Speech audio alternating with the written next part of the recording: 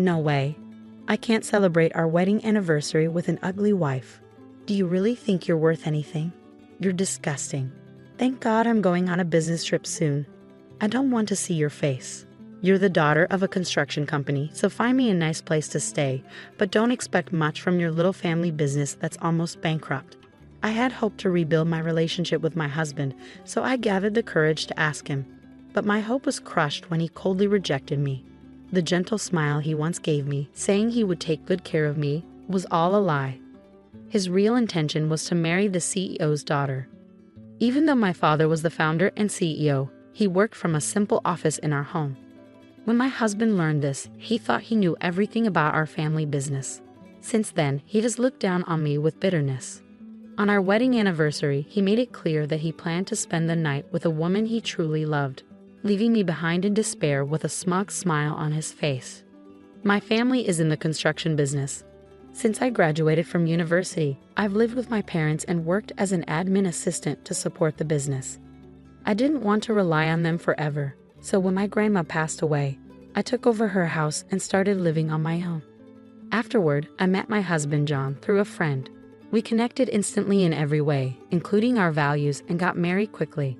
John and I started our new life together in my house, enjoying our happy days and excited about our promise to celebrate our wedding anniversary every year. However, our joy was dampened by the old house with its creaking floors and stained walls. I sighed, remembering the conversation I had with my father the day before. He suggested we build a new house for our new life. While I wasn't against the idea, the house held so many memories of my beloved grandmother. I was torn between starting a new life with my loving husband and holding on to the memories of my late grandmother. I couldn't decide what to do. Just tear down this old house. Your family is in construction. Can't you even handle something like this? You're just a small, inefficient builder from the countryside, or maybe this house suits a country bumpkin like you. John would snap in frustration whenever the floor creaked or the house made noises. When we first met, he was kind and cheerful. He joked about being intimidated by my job at my father's company, and we laughed together. He proposed to me, promising he'd take better care of me than my parents did. But after we got married and he visited my parents' house, he was shocked. The house was just ordinary, and the office was a small building on the same property. It was nothing like what he had imagined. There were construction materials piled up in the yard. Since then, John always found excuses not to visit my parents and started making degrading comments to me. Later, I heard that he told everyone at work he was marrying the daughter of a company president. I never told him that my family owned a large business. After that, our conversations decreased dramatically, and we began sleeping in separate bedrooms. If you get pregnant by mistake, I feel sorry for our unborn child. Have you ever looked at yourself in the mirror? He would say whenever we saw each other, criticizing my family background and appearance. Eventually, I started to avoid him too. One day, after work, I went shopping and got caught in an unexpected rainstorm. Soaked and shivering, I hurried home and went to the bathroom to take a shower. I noticed the basement floor felt damp, even though I had cleaned it that morning. It seemed like it hadn't dried properly. I hesitated but decided to get warm as quickly as possible, so I took off my wet clothes without thinking much. However, I froze at the uncomfortable feeling that something was wrong. The bathroom was still humid and water droplets clung to the shower curtain and walls. I had cleaned the bathroom the night before, and even if I forgot to turn on the exhaust fan, it seemed unlikely the room would stay that wet until late afternoon the next day. There was even a faint smell of shampoo that wasn't ours. After showering, I texted John to ask if he had come home during the day. He replied with a simple, "Of course not." He should have been at work, busy with his job. But then I found something strange. A gap between the washing machine and the wall revealed his favorite watch. I was sure I had seen him leave the house that morning wearing it. Feeling uneasy, I put on rubber gloves and went back to the bathroom. I pulled the drain in the bathtub and saw it clearly, strands of long hair that were definitely not the same color as mine or John's. There were also a couple of small stones, likely from nail art, tangled in the hair. I rarely got my nails done. Next, I checked John's bedroom and found more of the same long hair, along with the same unfamiliar scent. There was even a smudge of foundation and lipstick on the white bed sheets. That night, feeling sick to my stomach, I decided to check John's phone while he dozed off in the living room. I had been avoiding him by hiding in my room after dinner. He didn't expect me to come out, and after a few drinks, he dropped his phone on the floor and fell asleep in a good mood. I didn't sense any caution from him at all. His cell phone wasn't even locked. A bit surprised, I took advantage of the situation and opened his messaging app. I quickly found messages from the woman he was seeing. I guessed she was his ex-girlfriend. From their conversations, I learned she came from a wealthy family and had left him when she got engaged to another rich man. However, he couldn't get over her and contacted her while she was preparing to move into a luxury apartment her fiancé's parents had bought as a wedding gift. Her fiancé couldn't move in with her yet, and she was struggling with living alone in the new place. It seemed John took advantage of that. To compete with her happy messages, he bragged that he was about to marry the daughter of a construction company. I realized then that he married me just to make his story sound impressive. How pathetic. He had no shame in using me just to show off, and I had been completely fooled. I felt so stupid. I threw his phone on the floor, went back to my room, and cried out loud. I couldn't think straight and didn't even want to think about it. Our relationship had been cold for a while, but I hadn't given up on us. Now I couldn't stay calm. I cried like a child until I couldn't cry anymore. Exhausted, I fell asleep without realizing it. When I woke up, I heard John closing the door as he left for work. I jumped up, quickly cooled my swollen eyelids, and thought again about what I wanted to do. All I could remember was the image of the kind John I once knew. I couldn't believe it had all been an act. He could have easily divorced me when he realized I wasn't what he expected, but he didn't. I thought there might still be a chance for a fresh start. That day, I made his favorite stew and waited for him to come home. I usually made it from scratch, and he had once told me it was the best. I had fond memories of him eating it with a big smile.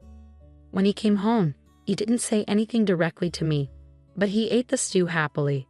"Hey, our anniversary is this weekend. Do you remember our promise? Why don't we go out together?" I asked.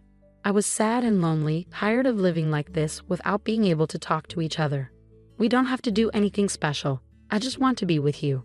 I want to see the same things and have conversations," I said, gathering the courage to tell him. Tears welled up in my eyes. Whether from nervousness or fear, I wasn't sure. I looked into his face, hoping he would take me seriously. But instead, he sneered, "Oh, you're gross. A reclusive pig suddenly wants to be with me on our anniversary. What makes you think you deserve to be celebrated? An anniversary is only worth spending money on if there are feelings involved. Otherwise, it's just another day, nothing special. There's no anniversary with you at all. I don't remember any stupid promises. Stop saying weird things. You're making me nauseous." He glared at me with disdain, as if I were trash, then stormed out, claiming he was going to buy beers. Devastated, I retreated to my room and cried again. That night, he was lying carelessly in the living room, drunk. I wondered if he enjoyed mocking me in his head. I looked at his phone and found that he had made a reservation for a fancy dinner with his mistress on the day of our anniversary. Ironically, it seemed to be the anniversary of their relationship too. Everything about our marriage felt like a mistake. There was never any love from his side. I realized that I was just a misjudged status symbol for him, nothing more than a tool to maintain a basic lifestyle. I collapsed on the spot where he slept peacefully beside me. I trembled, but no tears came. "I'm leaving next week for a month on a business trip, so check out some short-term apartments for me. Your family is in construction, so you can at least find good properties through your connections, right? But maybe a business on the verge of bankruptcy doesn't have that kind of pull," he said with his usual sarcasm before leaving for work. It was almost December, and he was still the same. Normally, I would have been upset by the last-minute notice, but I no longer had the energy or emotion to care. I already knew his trip was a lie, just an excuse to spend more time with his mistress before her wedding. Checking his phone had become a regular habit. I felt guilty and disgusted with myself, but it gave me useful information. "Have a good trip, good luck," I said with an innocent smile, pretending I knew nothing. The following week, as soon as he was out of sight, I made a phone call. "Hello, yes, please start today," I said, then rushed back to my room to get ready. I had been waiting for this moment. I was impatient but excited as I ran out of the house in high spirits. A month later, while I was at work, my cell phone kept ringing. I ignored it because I was busy, but the constant vibration was annoying. I asked my parents for permission to step out and finally answered the call. Yes? What's going on? I asked. When I came back, I found that the house was gone. Completely gone. The land was up for sale too. John was yelling on the other end of the phone so loudly that I didn't need to put it on speaker. Explain what the hell is going on. The house is gone. You told me to get rid of the house as soon as possible, so I asked my father. I thought this was supposed to be my privilege. Why are you complaining when I did exactly what you wanted? I replied calmly, suppressing my laughter as I imagined him panicking. Don't mess with me. There's no way a small business like yours could do this in just 1 month. And the sign has the name of a major company as the contact. There's no way they do a favor for a small, no-name business. Who's behind this? Don't try to fool me. I told you I asked for it. You took one look at my parents' house and assumed it was small and mediocre. Did you ever actually research my family's business? I said, revealing the truth. He seemed to realize something and quickly searched for information on his phone, probably about the company on the sign. He was so stunned that he couldn't say a word. No wonder on the company's website he saw a picture of my father as the CEO. We're a construction company, but we also run various related businesses. Not only do we handle home construction, but demolition and land sales as well. Recently, with inflation affecting business, they were more than happy to help me demolish the house and sell the land. The demolition took only a week. It was their last big job of the year, and the land sold at a pretty good price. I saw it as the last Christmas gift from my beloved grandma. I've been struggling with the decision for a while, but in the end, it helped me make up my mind. John was still speechless despite my cheerful tone. I couldn't see his face, but I imagined he must have been pale and sweating. Don't tell me you threw away all my stuff, my computer, my work files. Damn it. Do you have any idea what you've done? He was half sobbing, panicking about what happened to his belongings. No way, I'm not that heartless. My stuff went to my parents' house, and yours went to the right place. It's a little early, but it's my Christmas gift to you. Please accept it. Oh, and by the way, the boxes should arrive today. I sent them under your name, and I wrote down the address. I'm sure they'll come asking about it. You guys can talk it over and come to an agreement. Where the hell did you send them? He trailed off, so panicked that he forgot to hang up the phone. As I expected, the recipients of the package appeared. Can you please explain what's going on? Asked a man to John's horror. It was the fiancé of his mistress. I had sent John's boxes to their condo. I had already confirmed the address from John's messages. Along with the boxes, I included pictures I had taken of him and his mistress at the hotel and in the condo. The fiancé's family was well known in the area, and I made sure to send the pictures to them as well. On the other end of the phone, I could hear John and his mistress pointing fingers at each other while the outraged fiancé watched. Their engagement was called off, and it looked like a court case was in the works. When the storm passed and John realized he was still on the phone with me, he was furious and started cursing. You're ruining my life. I'm going to ruin yours too. You're worthless, and I'll make you regret this for the rest of your life. You deserve everything you got. How dare you say that without even thinking about what you did? I responded calmly. I won't forgive you ever. This is definitely the end, I said and hung up on John. I immediately called his work and reported his wrongdoings, which I had discovered while checking his phone. Then I called his parents and told them everything. I considered holding back if he made a sincere apology, but I felt I had no reason to anymore. That same day, John was fired from his job, and his angry parents disowned him. Overnight, he lost his job, his house, his wife, and his family. I was sure he couldn't stay in town any longer. After that, we officially divorced. Of course, I negotiated a large alimony settlement. His mistress was also abandoned by her furious parents. Her ex-fiancé sued her for swindling, and she was ordered to pay a huge compensation. They brought shame to a wealthy family, and the amount demanded from them was likely far greater than what a regular person like me could have managed. John and his mistress, now with no place in each other's lives, supposedly started over in a small apartment. With a damaged career and a naive young lady, they probably struggled to make a decent life together. Rumor had it they were arguing fiercely every day and just scraping by to pay their debts. Meanwhile, I bought a new house with the money from selling the land. I chose to live modestly without my parents' help and make the most of each day. Although my marriage failed, it taught me not to judge people quickly. I reflected on my naivety and learned not to waste this experience. I was hurt, but I am determined not to let it define me. I am committed to growing, becoming a better person, and learning to see people clearly. I set a big goal for myself and made a wish for a bright future. After my husband's company became successful, he started acting different. He didn't hide the fact that he was seeing another woman. When I confronted him about it, he just laughed at me. "You don't make any money, so you should be happy I'm supporting you," he said. "Maybe then I'll think about getting a job." I told him I would find a job myself, and he just laughed and said I could do whatever I wanted. So I got a job at his parents' company, and that's when I decided to get back at him. My name is Karen, and I'm 34 years old. My husband Michael is 36 and runs a printing company. We used to work at the same place. I did illustrations and he worked in sales. We fell in love and got married when I was 26.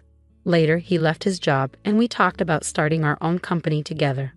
I wasn't sure what to do, so I talked to our business partner, Bob. We'd worked with Bob before, back at our old job. He was the CEO there and had his hands in lots of different businesses, especially dealing with advertising. Bob liked my illustrations and was keen to support us. He even put some money into our new venture. "I really like Karen's drawings," he said. "I'm grateful for her talent. Together, we'll make this company a success." I told Bob that I was on board, and we started running the company together. At first, things were tough. We lived in a small apartment, but once the company started doing well, we could afford to move into a fancy condo.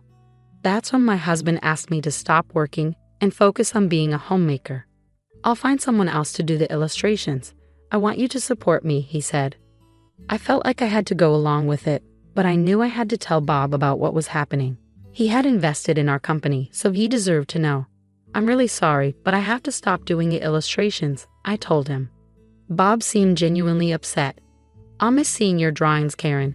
If you ever want to start again, just let me know. I'll always be here to help." "Thank you so much," I said gratefully. So I started focusing on being a homemaker to help my husband out. But I couldn't give up drawing completely, so I started sharing my illustrations as a hobby on Instagram. People really liked them, and it became my little secret joy. Even though I stopped working, my husband's company kept growing.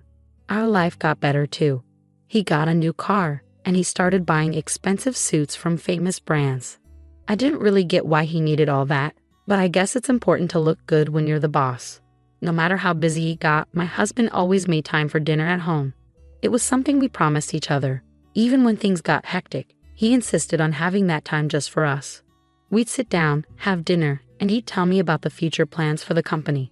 I was happy just to be there for him and support his dreams. I thought it would always be like that. The company kept doing well, but I started noticing a change in my husband. He stopped talking to me about the company during dinner. "How's work going?" I'd ask. "Fine," he'd say, not really interested. I kept asking him about work, wanting to know more, but he snapped at me, saying I wouldn't understand because I'm always at home. It hurt to hear him talk to me like that. I tried to tell myself he was just tired and stressed. That night, he finished his meal quietly and went straight to bed. This went on for a while, and then he started eating dinner out. He'd make excuses about socializing or work events, but he used to always eat at home. Even then, I'd wait for him delaying my dinner, but now he'd just leave without a word. And recently, he wouldn't even bother sending an excuse. When I brought it up, he'd just yell at me. It felt like he was a different person. I started to feel like nothing more than a servant to him, and it made me really upset. When we started the company, we went through tough times together. But now, I felt like I was beneath even his employees. I didn't do housework because I liked it. I did it because I wanted to help him achieve his dreams. But he didn't seem grateful for any of it anymore. While my husband was away, I found solace in my illustrations. It was the only thing that helped me relax. As I kept drawing, more people started following me, leaving kind comments. Even Bob's name popped up among them. He offered to work together again, and just the thought of it made me feel hopeful. Without that hope, I don't know if I could have kept going. As we stopped having dinner together, a gap started growing between my husband and me. Eventually, I started suspecting there was another woman in his life. I smelled a different perfume on his jacket, one he'd never use. When I asked him about it, he just brushed it off, smirking like being caught wouldn't matter. For the first time, my sadness turned into anger. I was tired of being mocked and left alone at home, unable to do anything but chores. I felt anxious about being left behind by society. My friends envied me, but they didn't understand. Even my parents laughed it off as a fancy worry. I had to face this problem alone. Then, one day, my husband came home drunk. I took care of him and put him to bed, but I noticed a lipstick mark on his shirt. There was no way he'd have that mark for no reason. It was like a message from the other woman, a declaration of war. Finally, I had proof of his cheating. The next day, I confronted him with the shirt. "Where were you last night? And what's this kiss mark?" I demanded, pointing at the mark on his shirt. My husband looked surprised by the kiss mark but didn't seem bothered by my questions. "I was out with friends at a bar. It must have happened then, right?" His tone was dismissive. "You'd have to take off your jacket for that to happen. Didn't you notice?" I said I don't remember, he continued, suddenly standing up. His hand came down hard on my cheek in a sharp slap. Stumbling backward, I struggled to process what had just happened. All I felt was a burning pain on my cheek. "When will you get it? Who do you think is providing for us?" My husband's words pierced the air as he walked away, leaving me behind with tears streaming down my face. It felt like my husband didn't love me anymore. The harsh reality shattered me. After that, my husband's behavior became violent whenever he was unhappy. If he didn't like the meal I made, he'd throw the plate on the floor. "This tastes terrible. Don't you know what I like to eat?" he'd yell. "If you want to stay married to me, you better improve your cooking." Every time he erupted like this, I felt like I was walking on eggshells. "Wait, I'll make what you like," I'd beg, but he never listened. "I'll just eat out. Your food will affect my work," he'd say dismissively. I'd chase after him, desperate to fix things. "But you're never home or talk to me. How can I make something you like?" I'd ask, tears filling my eyes. Clearly irritated by my desperation, my husband clicked his tongue. "So do you want a divorce? I'm fine with it. I can manage without you, but you can't manage without me, can you?" he sneered. "You're worthless, not making any money. You're just living off me like a parasite," he spat out, his words cutting deep into my heart. That was the moment something inside me broke. The loving and caring husband I once knew seemed gone. "I'll find a job," I declared, my voice shaking with determination. "What? What are you talking about?" My husband laughed, his tone dripping with scorn. "Who would hire someone as useless as you?" I gritted my teeth, trying to contain my anger. I couldn't let myself lose control and end up facing more abuse. Since I couldn't fight back physically, I had to find another way to stand up for myself. "Fine, do whatever you want," my husband sneered. "But don't forget about your house chores with your measly income. I won't tolerate neglect." As soon as he left, I sprang into action. I hired a detective to gather evidence of my husband's affair. It didn't take long before I had plenty of photos showing him with other women, drinking, and going into hotels together. 1 week after gathering the evidence, I went to a fancy restaurant on the top floor of a hotel. I wore my best clothes, but I couldn't shake the feeling of being out of place among the wealthy clientele. Bob was already at the table when I arrived. "I'm sorry for being late," I said nervously. "Don't worry at all, Karen. I've been looking forward to our meeting," Bob said warmly, motioning for me to sit. "Waiting for you was no trouble at all." Bob had been a big help when my husband and I started our own business. Now, he was the president of my husband's parent company. "Thank you for supporting us when we went independent," I said gratefully. "I was surprised when you and your husband decided to go independent, but since we've worked together for so long, supporting you financially was a no-brainer," Bob replied. "It seems like your company is thriving, thanks to your efforts." Bob's expression turned serious as he spoke. "But today, let's focus on you accepting my invitation, all right?" he said, offering a reassuring smile. "Yes, of course," I said, sitting up straight and returning his greeting. Bob had always been a big fan of my illustrations. He backed us financially when we decided to go independent because he believed in what I could do. He was also the one person who encouraged me not to give up my career to become a homemaker. We lost touch for a while, but he found me on social media and reached out, I explained. We started talking again through email and text messages. "But you always understood my illustrations so well, didn't you?" I asked, hoping to confirm our shared understanding. I've always been a fan of your work, and I'm really happy you didn't give up on illustrating, Bob replied warmly.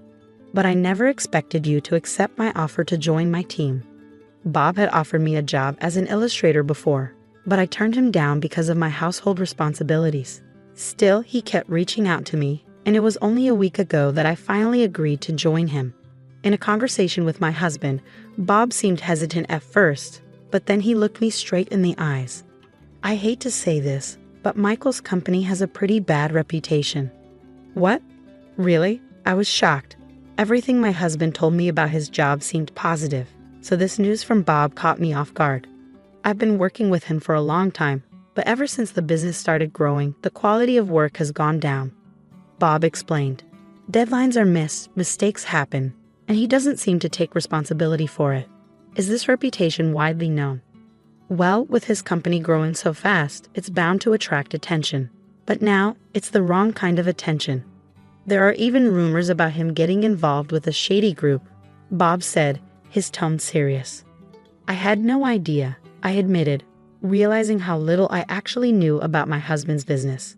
Trying to change the subject, Bob said cheerfully, Anyway, you'll be creating illustrations for us now. No need to outsource anymore. It's a big win for our company. I really appreciate you being flexible and understanding about my family situation, I said, feeling grateful. It's okay, we don't believe in overworking our employees anyway, Bob said with a reassuring smile. And so I started my job with Bob. My role was solely focused on creating illustrations, so I didn't need to go into the office. Bob allowed me to work from home, which meant I could balance my work with my household responsibilities. Drawing, something I truly loved, brought me so much joy. It had started as a hobby, but now I was thrilled to be working on commissions. As I was working one day, I heard the door slam loudly. When I went to investigate, I found my husband standing there, his eyes filled with rage. You traitor, he suddenly spat out. I was caught off guard by my husband's sudden outburst. To think my own wife would steal my job. That's when it hit me. The reason for his anger became clear. Since I started working with Bob, I began getting contracts with other companies. Thanks to Bob's recommendations, I managed to secure deals smoothly, and most of these companies were partners with my husband's business. This was my way of getting back at him. It must have been frustrating for him to have jobs taken away by the very person he underestimated. You don't have any right to say anything to me. I've just been doing my job, and you gave me permission, I said calmly, meeting his rage with determination. My husband's anger burned in his eyes, but I didn't back down. Go ahead. Hit me if you want. I'll call the police, I declared firmly. The police? My husband's anger seemed to lessen a bit at the mention of law enforcement. My company is failing because of you. What are you trying to do? He shouted, desperation edging into his voice. It's not my fault, I replied calmly. I retrieved the divorce papers and handed them to him. We're not husband and wife anymore. Don't be absurd. You're divorcing me because my company is failing. You're just after my money, he accused, his words dripping with bitterness. I could have divorced you at any time, but I thought now was the right time. I have a lot of work now, and I'm making money, I retorted, showing him the evidence of his affair. My husband, hearing everything, fell to his knees and begged, Please, please. The company is in trouble. I can't handle compensation or a divorce on top of everything. Please support me.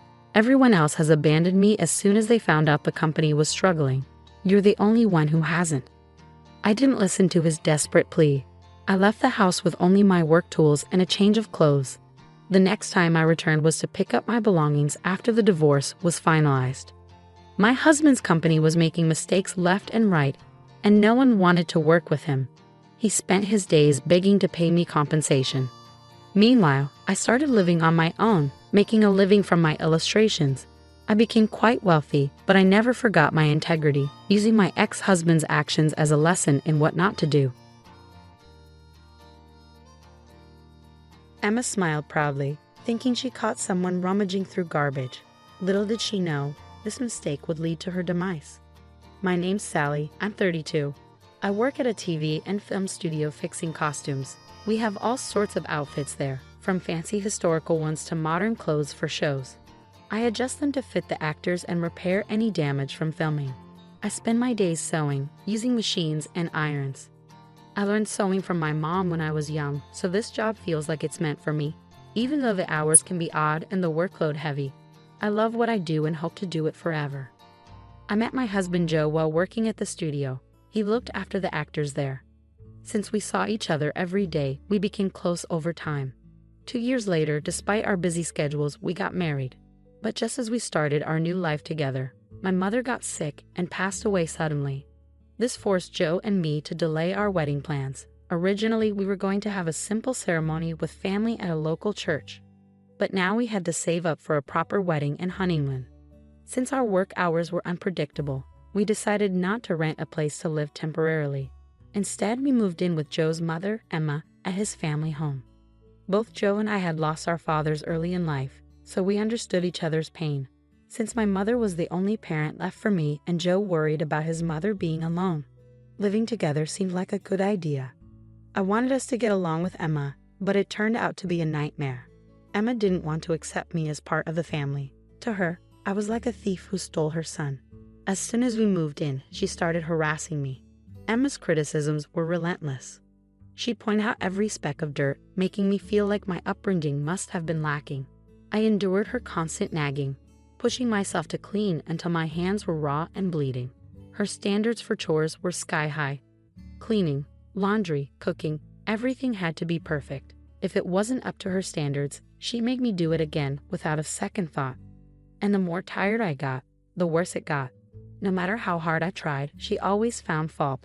I even remember staying up all night scrubbing the sink once. It seemed like she was never happy with anything I did. She insisted I handle all the household chores, and when I tried to balance them with my job by working from home, she only made more demands. Every day felt like I was living Cinderella's story, slaving away at chores. Did you finish the laundry? There's a torn curtain upstairs. Fix it. You're good at sewing, right, Sally? I'm sorry, I have urgent work.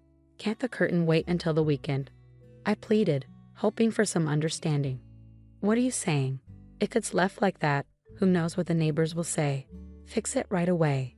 Emma snapped back, showing no sympathy for my workload. I found myself constantly juggling work and chores, often working late into the night because there was always something to do. Emma seemed to take pleasure in seeing me worn out. She was like a cruel bully, especially when Joe wasn't around during the day. Our relationship felt more like that of a boss and a maid. I did all the housework, but I couldn't easily talk to Joe about it because of my pride. I tried my best to fulfill my duties, but it wasn't just the physical strain that wore me down. It was the constant mental pressure. Sometimes, Emma would invite neighbors over for lunch, and those occasions were unbearable. She would be even harsher in front of them, and I could hear them gossiping about me. Seriously, she's such a terrible daughter-in-law. I have to correct her every single day.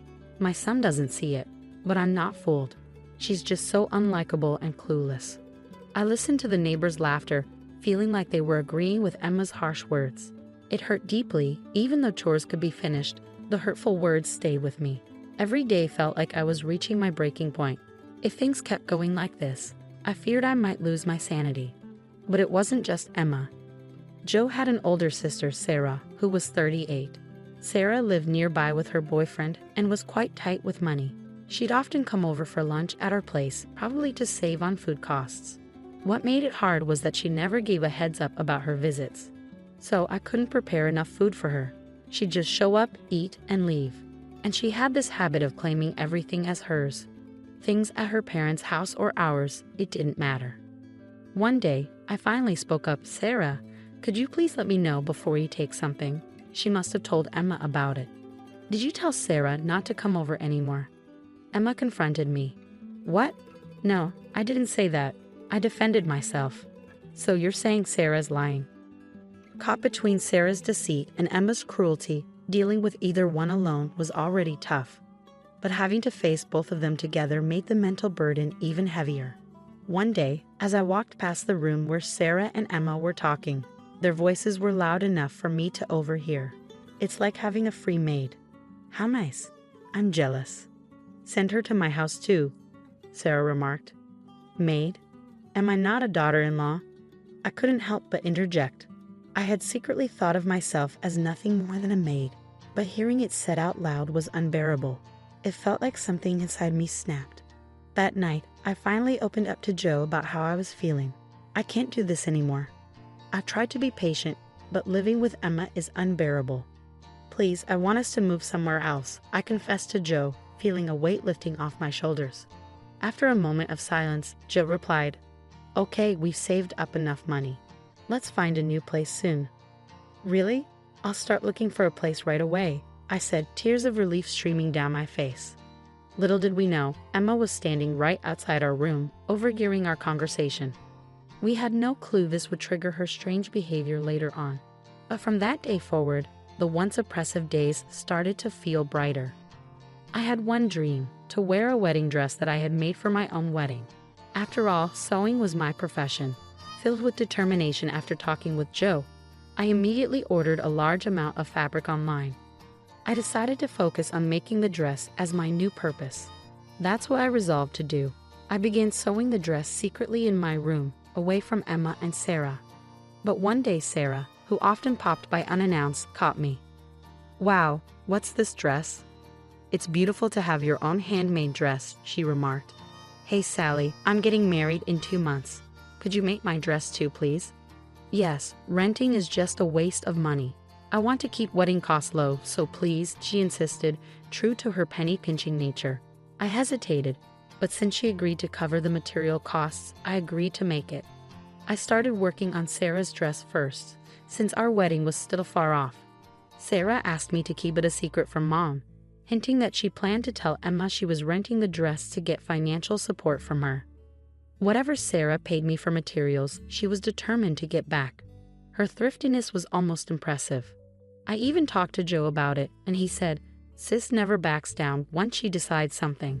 I'm sorry, but it would really help if you could make it for her."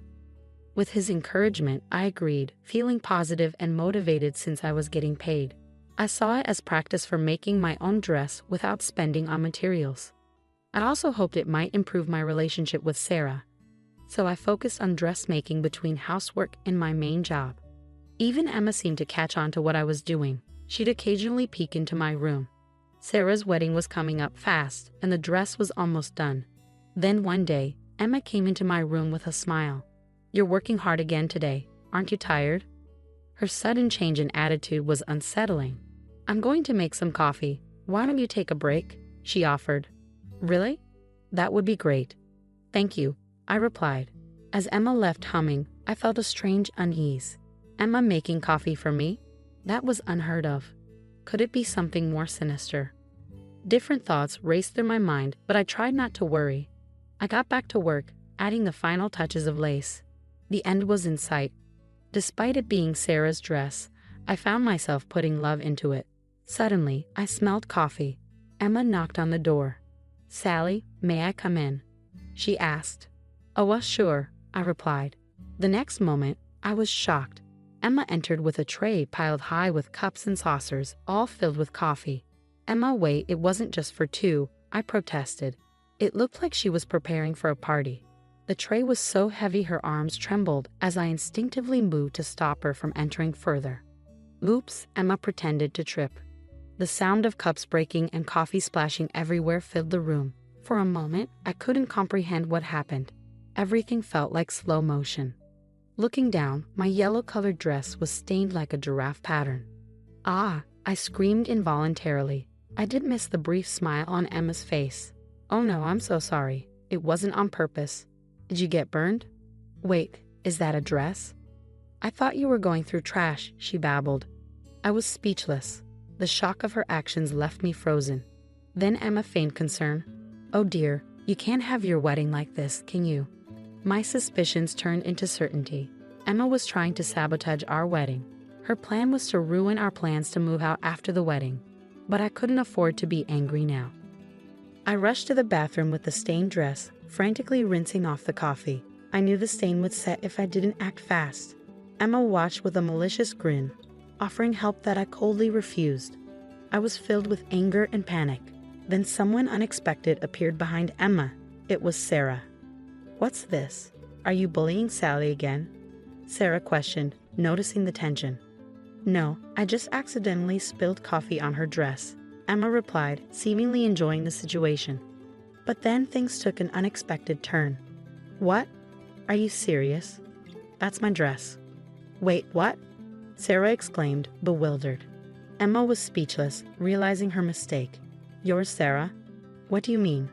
I can't believe this. I had her make my dress. What am I going to do? My wedding is in 2 weeks. Emma panicked like never before, while I listened to the ridiculous exchange. I continued washing the dress I had been working on for months for my sister-in-law. As I washed, I realized something I hadn't told anyone. I was making the dress for Sarah, so Emma must have thought the dress was for me. She wouldn't have deliberately spilled coffee otherwise. If she had known it was for Sarah, there'd be no reason to ruin it. Joe and I planned to leave this dreaded family home after the wedding. To Emma, I was always the intruder who stole her beloved son. She couldn't bear the thought of me taking him away, so she tried to sabotage our wedding, thinking it would keep her son at home. Such petty thoughts led to Emma's bizarre actions. Sarah was furious, blaming Emma and attacking her. How could you do this? Everything is ruined. I can't believe my own mother would destroy my wedding, she exclaimed. I'm sorry, Sarah. Please forgive me. I didn't know it was your dress. You don't think I did it on purpose, do you? Emma finally spoke her true feelings while I pretended not to hear and continued washing the dress. Then a man's voice interrupted. So you thought it was Sally's dress and deliberately stained it? Everyone turned around at once. Oh, Joe, when did you get here? I asked, surprised by his sudden appearance. Joe stood there with a mix of disappointment and disbelief on his face.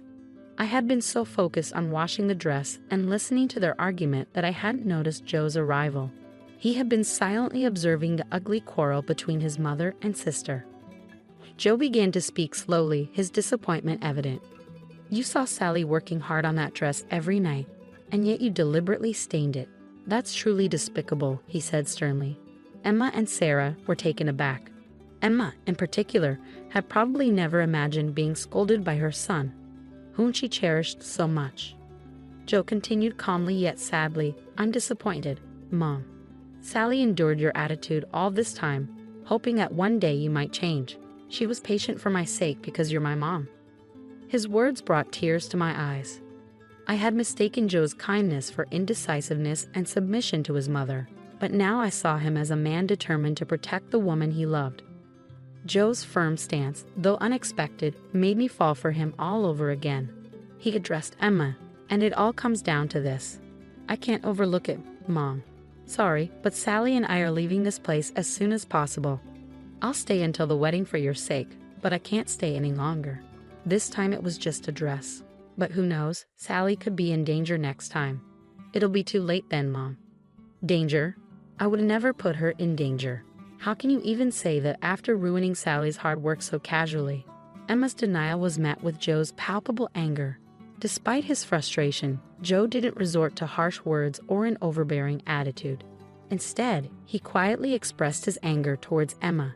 His expression, a mix of anger and deep sadness, was something I had never seen before.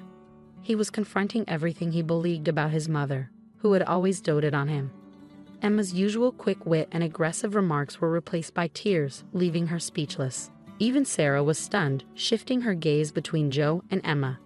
Later, Sarah decided to cancel her wedding, so close to the date, and she wouldn't get any of her money back. It's not my fault at all. Emma was the one who paid for it, Sarah insisted. So Sarah wasn't losing any money, but Emma seemed to finally regret her thoughtless harassment that had gone too far. The shock of being scolded by her son also left her weakened. But the consequences weren't confined to our house. Sarah's sudden cancellation angered her boyfriend and his family, leading to their breakup. Sarah continually blamed Emma for this outcome. After we left the family home, Emma occasionally contacted us, asking for money. One reason she didn't want us to leave was the financial aspect. While living together, we contributed to the household expenses, but Emma had no income apart from her pension. It seemed she had been relying on our money. Every time Emma called asking for money, Joe refused. Mom, why don't you work? There are plenty of jobs out there. We need to be independent, you and us. Please leave us alone, Joe pleaded. Despite Emma's pleas not to be abandoned, Joe remained firm. His sense of duty seemed to drive his resolve. Eventually, Emma found work as a janitor, which ironically suited her strictness with cleaning. It was somewhat amusing. Meanwhile, Sarah, after breaking up with her boyfriend and moving back in with Emma, stopped working altogether. She relied on Emma's part-time income and pension. I saw her once and she was unrecognizably overweight. Joe and I moved into an apartment and are enjoying our new happy life, free from snide remarks and sarcasm. Our life now is blissful compared to our time in that dysfunctional family home. We finally set a date for our wedding, a small ceremony with just friends and colleagues. We chose not to invite Emma and Sarah to avoid any disturbances, especially considering their difficult situations. But that's how it has to be. They brought it upon themselves. I've started making a new dress for the big day. It's going to be much more beautiful than the one that ended up with a giraffe pattern. I caught my husband cheating. It's not something you see every day. Most people might confront their spouse if they find out they're cheating by checking their phone or something. But I saw it happen right in front of me in a place and time I never expected. I always had a feeling something was off with his relationship with someone else, but I never thought I'd actually see him cheating in public. My name's Christina. I stay at home with our 6-year-old son. The day I saw my husband cheating, he had a day off from work, and we planned to go out together as a family. But when I woke up, he was already gone. I got a message from him saying he was taking care of his sister, who had a high fever. He said no one else was home, so he'd be back in the evening. I felt disappointed. I had promised my son we'd go to an amusement park, and he was really looking forward to it.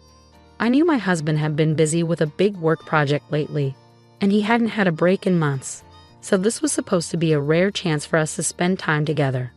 But instead, he went to take care of his sister. She's engaged, so he could have let her manage on her own. But my husband has always been overly attached to his sister. He even told me he was attracted to me because I reminded him of her, which always made me uncomfortable. She's a lovely person, but being compared to her felt strange. My husband used to talk about wanting a son and daughter, and he used to initiate intimacy often. But since our son was born, that's changed.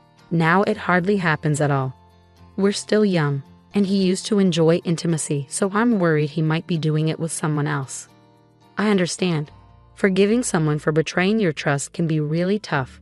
But what's even more frustrating is that my husband seems to vanish even on his days off, like today. It wouldn't hurt for him to spend some time with our child once in a while, right? Our kid adores him and gets upset when he's not around. But my husband seems indifferent towards our child. He doesn't bother with birthday presents or show up for school events. No matter how much free time he has, he often comes home early but just locks himself away to play games all day. He hardly even sees our son anymore.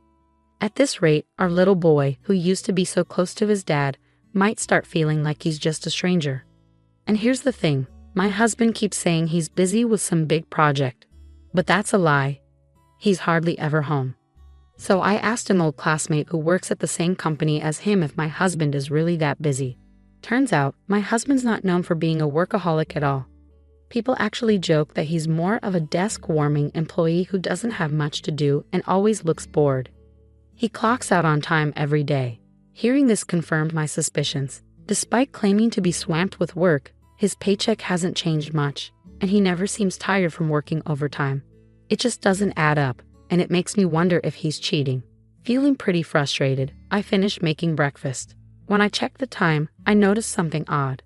Normally, my son wakes up by 7 a.m., even if I don't wake him, but it was already past that time.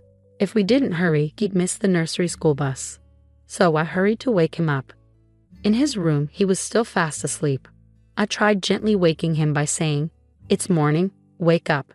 But instead of a response, he let out a groan of pain. Worried, I reached out to feel his forehead. It was burning up. I called his name and gently shook his shoulder. He barely opened his eyes and said, "Mom, I can't breathe." My heart raced. There was an outbreak of a disease at the nursery school, and I couldn't help but wonder if my son had caught it too. I'd heard about kids dying from it, so I was seriously scared for my son's life. Feeling desperate, I tried calling my husband, but he didn't pick up. I couldn't wait for an email reply, so I reached out to my mom, who's a nurse, for advice. Following her instructions, I quickly made an ice pack and checked my son's temperature. It was really high, over 102.2 degrees Fahrenheit. I called an ambulance and made sure my son drank plenty of water while we waited. My mom mentioned it might be a heat stroke too. Because of infection risks, I couldn't ride in the ambulance, so I took a taxi to the hospital my son would be taken to. I kept trying to reach my husband, even though I knew it probably wouldn't work. And as expected, it didn't. So I left him a message online, hoping he'd see it and show up if he cared enough. At the hospital, I waited outside the emergency room, praying for my son's quick recovery. In the past, I lost my father after he was rushed to an emergency room. I couldn't shake the fear that the same might happen to my son. But my mom, who was there to support me, kept reassuring me, saying, "It'll be okay. It'll be okay." An hour later, the doctors managed to save my son, but they recommended keeping him in the hospital for a week for observation, so he was moved to a hospital room. But my husband still didn't show up that day. The next day, I went home to grab some clothes for my son and decided to bring him some fruit as a get-well-soon gift.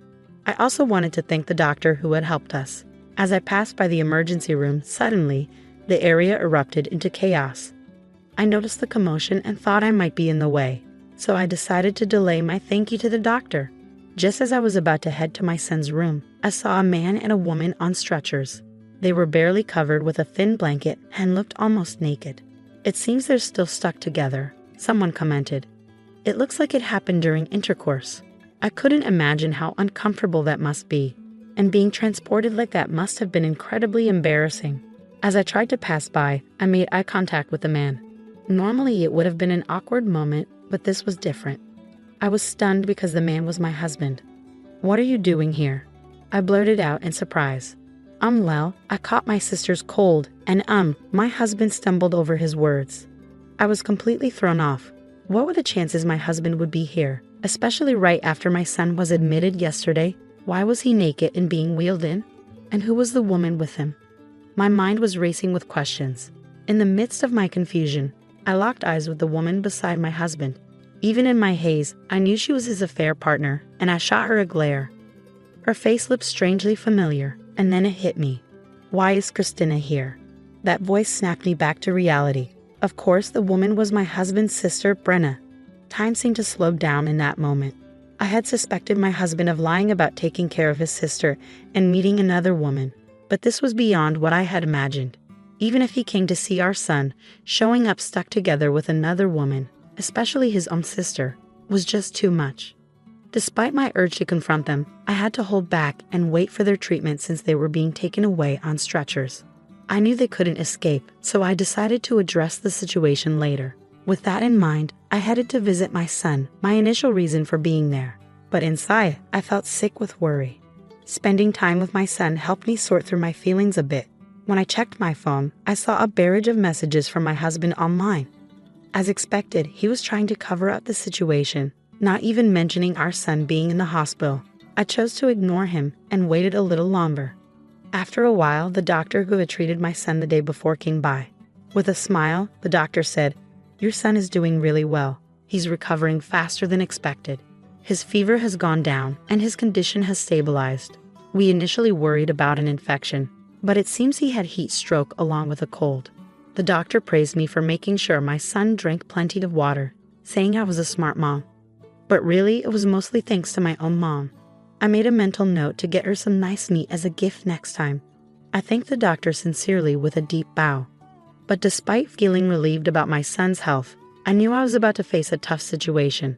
As my anger simmered inside me, I quickly adjusted my expression into a smile for my son's sake. "Mama's not mad, sweetie. I'll be back soon," I reassured him. Leaving the hospital, I called my husband, who had left me over 100 missed calls. The moment he answered, he launched into excuses. "It's not what you think. There's a reason," he started saying. It struck me that he had his priorities all wrong.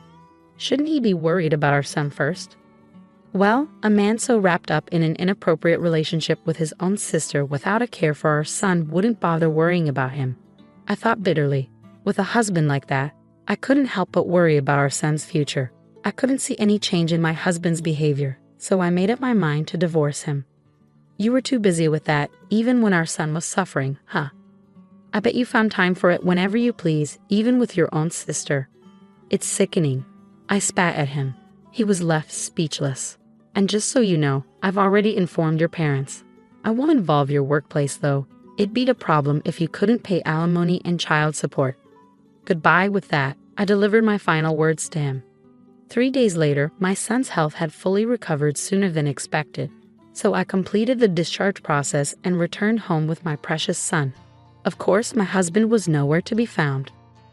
After that incident, my husband showed up in person to apologize, but I handed him the divorce papers I had already signed. He begged for forgiveness, pleading it was a mistake the first time. Please just forgive me, you're everything to me.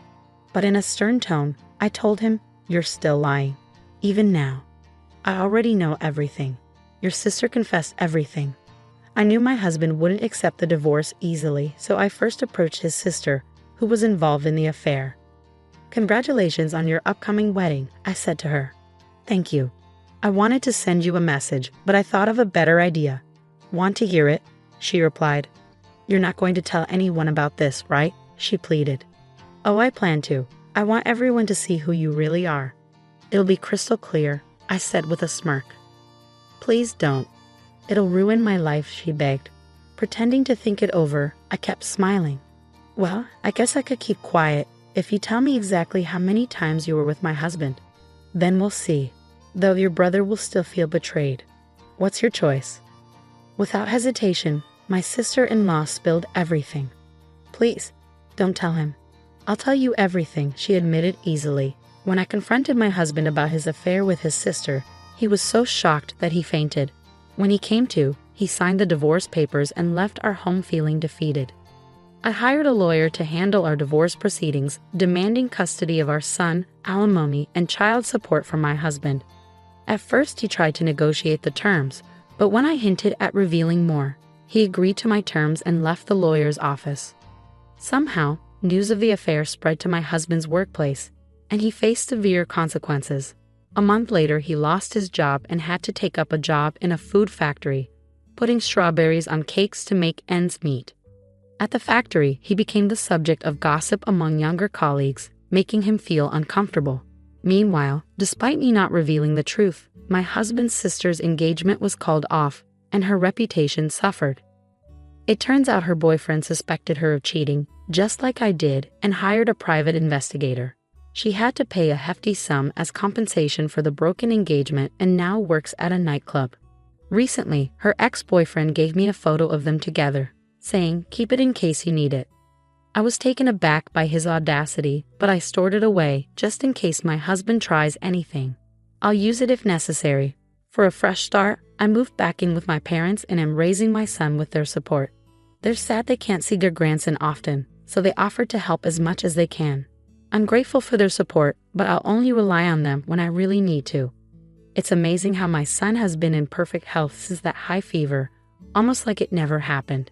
He's even received awards for perfect attendance for 3 years straight. He seems to have completely moved on from his biological father and is enjoying life to the fullest. That brings me more joy than anything else. Oh, I almost forgot to mention, our family has expanded with the addition of Angel, the white cat who's now comfortably sleeping on my lap. Angel used to visit our yard often before we moved, and when I went to bid him farewell, he hopped onto my lap and stayed there. I couldn't bear to leave him behind, so I brought him with me to my parents' house. Now he's become close with my parents, and he's just as dear to me as my son. Looking ahead, I want to witness my son's growth alongside my parents and Angel.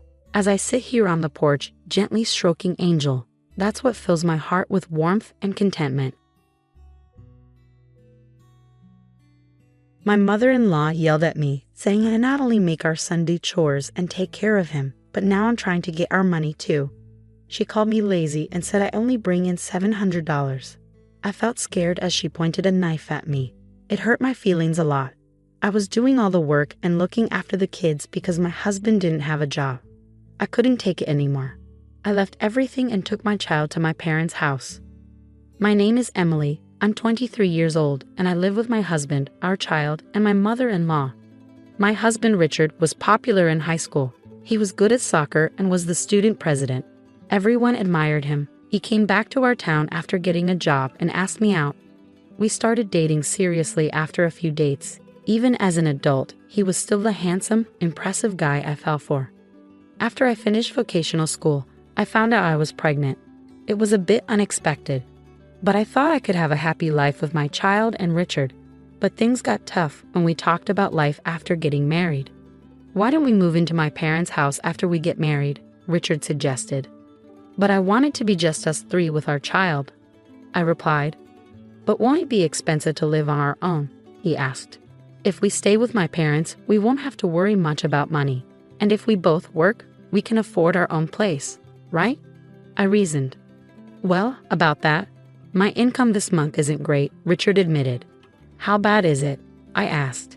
"It's less than $1,000, he confessed. "What? Why is it so low? You told me you were working at an IT company," I exclaimed. "I quit that job. Now I'm making money at the casino and doing part-time work," he explained. "At a casino? Why would you do that?"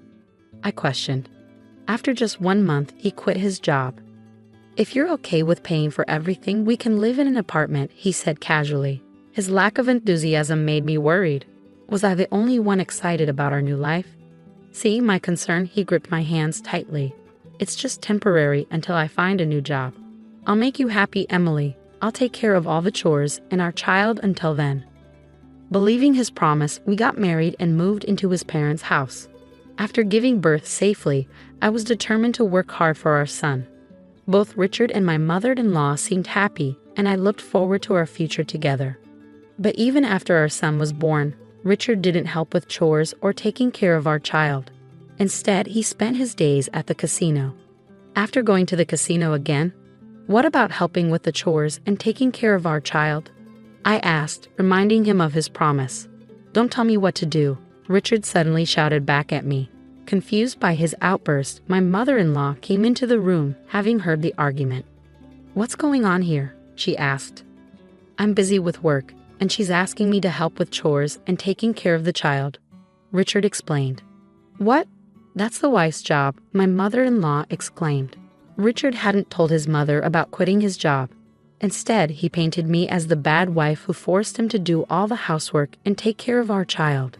His lies turned my mother-in-law against me, making her resentful. Richard kept going to his part-time job in the casino, where he often lost the little money he earned. I ended up paying most of our expenses, making our life tough since I wasn't working. Eventually, I had to go back to work, leaving our son at a child care center. Luckily, I found a job as a dental hygienist pretty quickly. But when I came home from work every day, my mother-in-law would yell at me. "What do you think you're doing? This isn't playtime. You're a parent, but all you do is fool around. Make dinner now." She slammed the newspaper she was reading onto the floor in frustration. Sometimes she'd even break plates when she was really angry. My mother-in-law was unpredictable. Her mood could change in an instant. I was afraid of what she might do next, so I just went along with it. But between taking care of my son, working, and doing housework every day, I was exhausted. I couldn't take it anymore. So I decided to talk to Richard one more time. I caught him before he left for the casino early in the morning. "Listen, I've reached my limit. Can't you help out with our son a little?" "What? Like I said, I'm busy. I'm trying to find a new job." "You get that right. Do you want me to stay jobless forever? You'd be in trouble then, wouldn't you? Your child's father, unemployed. If you don't like it, just do what you're told," Richard retorted. "But we're barely making ends meet. I'm using up all my savings to cover our food expenses. Do you even know how expensive diapers are? You say you're making money at the casino, but we never see any of it," I argued. Most of our living expenses were covered by my money. My mother-in-law used to pay for utilities, but now she wanted $500 a month from us. So I had to dip into my savings. Even the food costs were eating away at my savings, and I was running out of money fast. All I had left was what I earned from a part-time job I had while I was in school. "That's enough. How dare you talk back to me? You've got a lot of nerve saying those things after moving into my house." Richard, who was usually kind, changed completely when it came to money or the casino. Hearing Richard shouting, my mother-in-law came into the room. "What's going on now? Is your wife complaining again?" she asked. "Yeah, she is. She's telling me to do housework and take care of our child. And she wants me to help with the living expenses. Can you believe her audacity, Mother?" Anyway, I'm off to work now, Richard said as he left. Once he was gone, my mother-in-law's expression turned sharp. You've got some nerve, expecting us to take care of your child and do the housework while demanding money from us. You should be ashamed. It's not like that. I'm not making demands. Life is just really tough without a little help. I tried to explain. You must be wasting money, aren't you? Careless with finances, my mother-in-law accused. She didn't understand the situation at all. She didn't know that her own son was unemployed and spending all his time at the casino. I was told to keep quiet, but I couldn't hold back anymore. Do you know that Richard isn't earning anything? He's unemployed because he quit his job. What are you saying? Richard has always been successful. Sure, he didn't pass his college entrance exams, but he got a job at a reputable company, my mother-in-law insisted. He quit that job after just a month.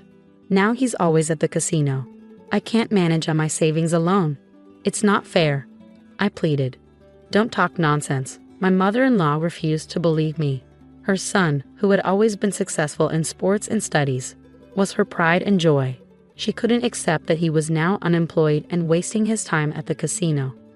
Her face turned red with anger, and she stormed out of the room. When she returned, to my horror, she was holding a knife. What are you going to do? Please stop. I stepped back, holding my son close. My mother-in-law advanced towards me, knife raised. I'm tired of your insults towards my son. Having a wife like you is ruining Richard. You're a lazy parasite living off a measly $700. Get out of this house. Her harsh words made me break into a cold sweat. I feared for my son's safety. Seeing my fear, my mother-in-law seemed satisfied and lowered the knife. Good, you understand. We don't want parasites like you here. Just stay quiet and do your chores, she said before leaving the room. Feeling the tension lift, I collapsed to the ground. My son started to cry, sensing something was wrong. I held him close, stroking his back, and made a decision. We couldn't stay in this house any longer. It was unbelievable that someone could threaten with a knife so casually. She didn't even seem human. Until now, I had been swayed by Richard's sweet words. After every argument, I used to think I needed to support him, that he would fall apart without me. But I had reached my limit. Above all, I had to protect my crying son in my arms. I couldn't raise him in this house. I decided to leave the next day. In the morning, my stern-faced mother-in-law spoke to me. Emily, get ready for my husband's memorial service next week. All our relatives will be there, so everything must be perfect. Without waiting for my reply, she left for a neighbor's house. Next week was my father-in-law's memorial service. Richard and my mother-in-law had been planning a big feast and reminiscing about him. I was supposed to handle all the preparations, but I wasn't listening anymore. As soon as they left, I quickly packed our things and fled my in-laws' house. I didn't have much, just clothes, my son's toys, and diapers. When I got back to my parents' house, they were surprised. But when I told them everything, my mother cried and hugged me tightly. My usually calm father was very angry and told me to rest at home. Then that evening, the phone rang. It must have been Richard, wondering why I hadn't returned to make dinner. Ignoring the call and blocking his number was a good move to protect yourself and your son. The next day, mother-in-law and Richard showed up at your parents' house together, banging on the door early in the morning. Your parents tried to send them away, but you decided to let them in. As soon as you opened the door, they started shouting. How could you leave without a word? What kind of wife does that? It's strange to just disappear like that. Please, let's not shout. You're disturbing the neighbors, you said calmly, holding back the urge to point out who the real problem was. When they tried to grab you, your father stepped in. We'll call the police if you resort to violence. Let's talk inside first, with my parents present, he said firmly. Once inside, you initiated the conversation with mother-in-law and Richard. Why did you leave without saying anything? I was overwhelmed with childcare and my job, and yet you never helped, despite my pleas.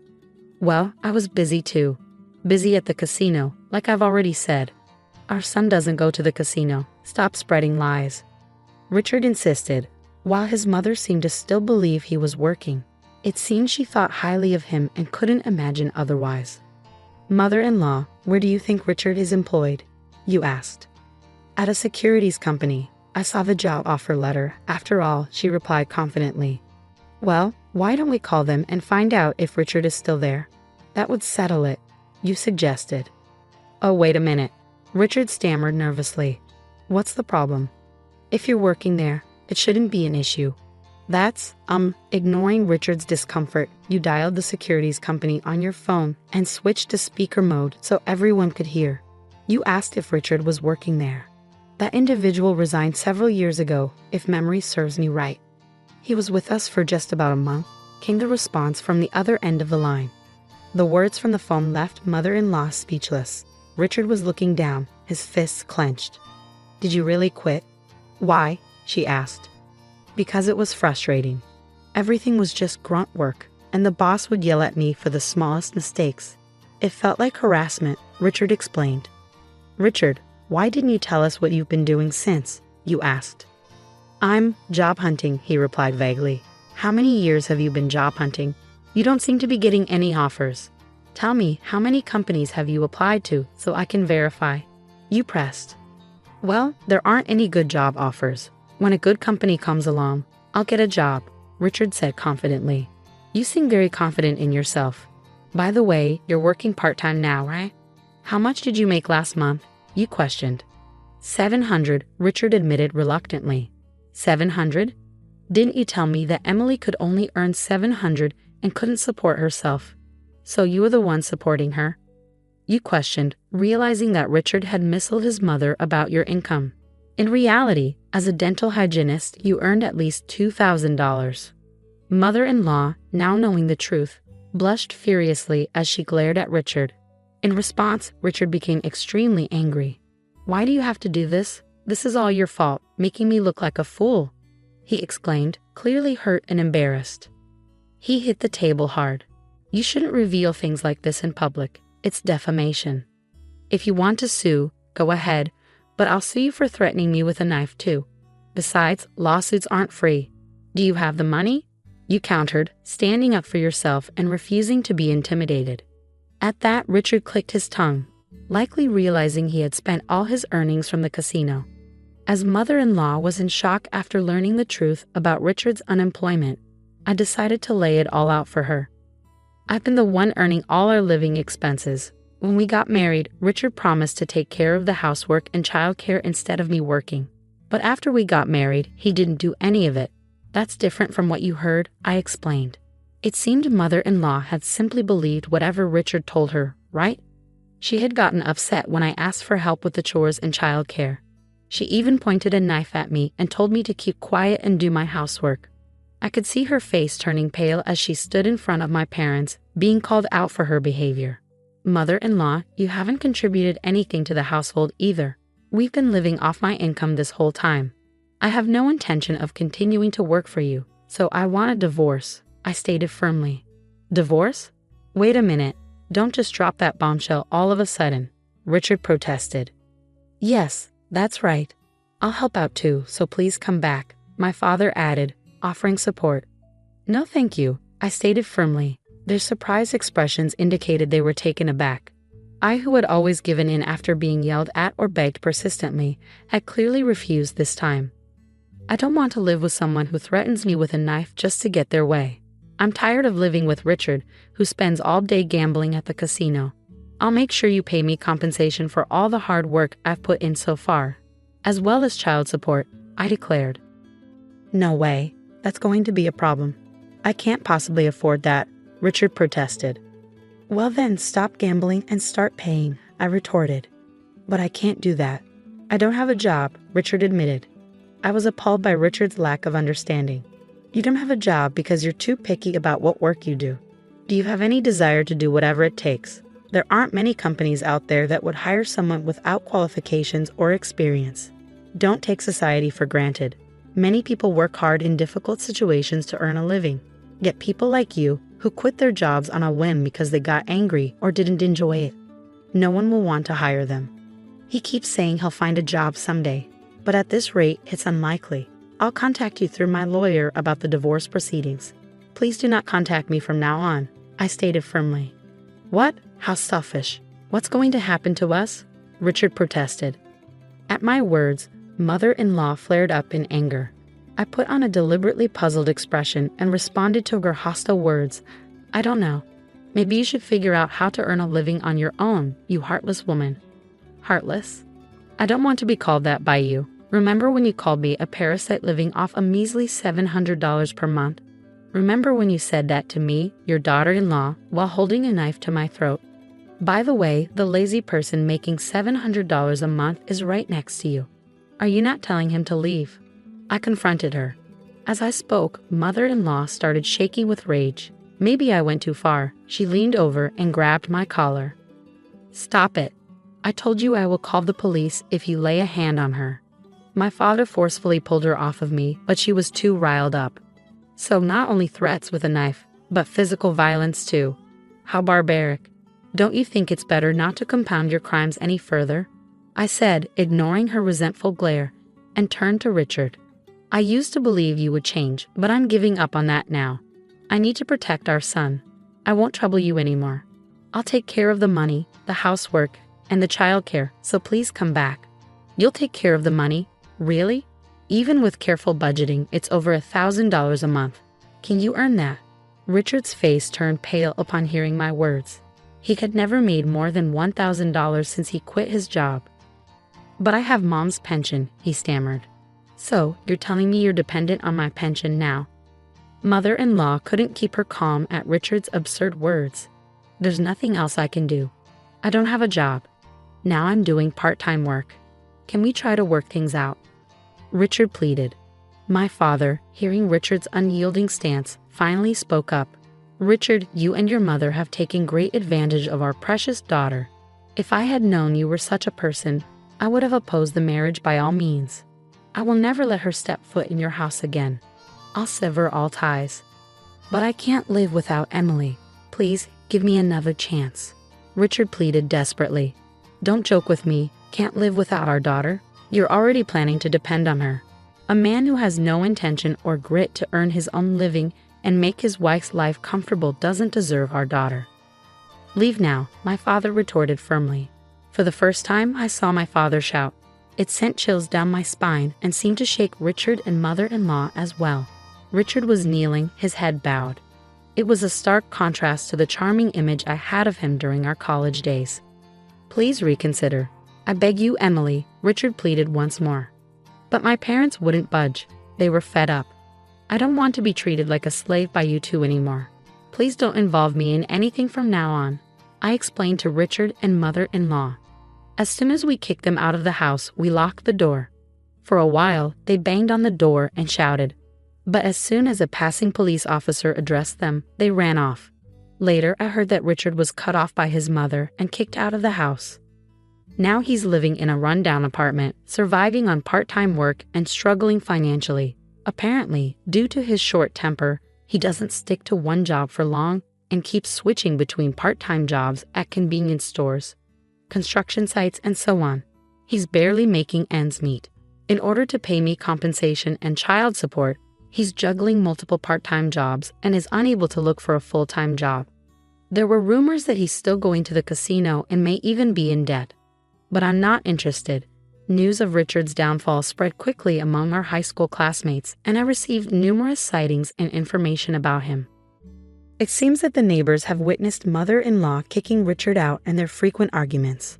His unemployment and the fact that he was left by his wife became public knowledge. She must be feeling extremely embarrassed after boasting about her son all the time. She hardly ever leaves the house now.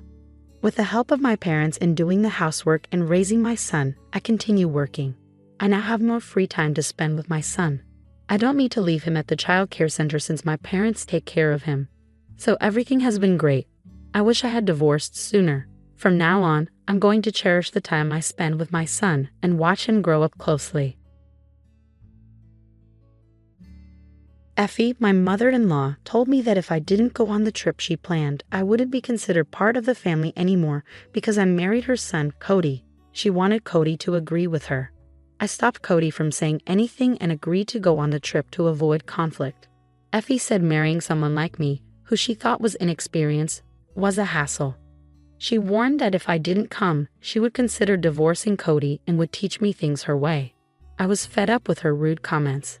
Little did I know, This trip would be the last one with my in-laws. My name is Liliana, and I'm 32 years old.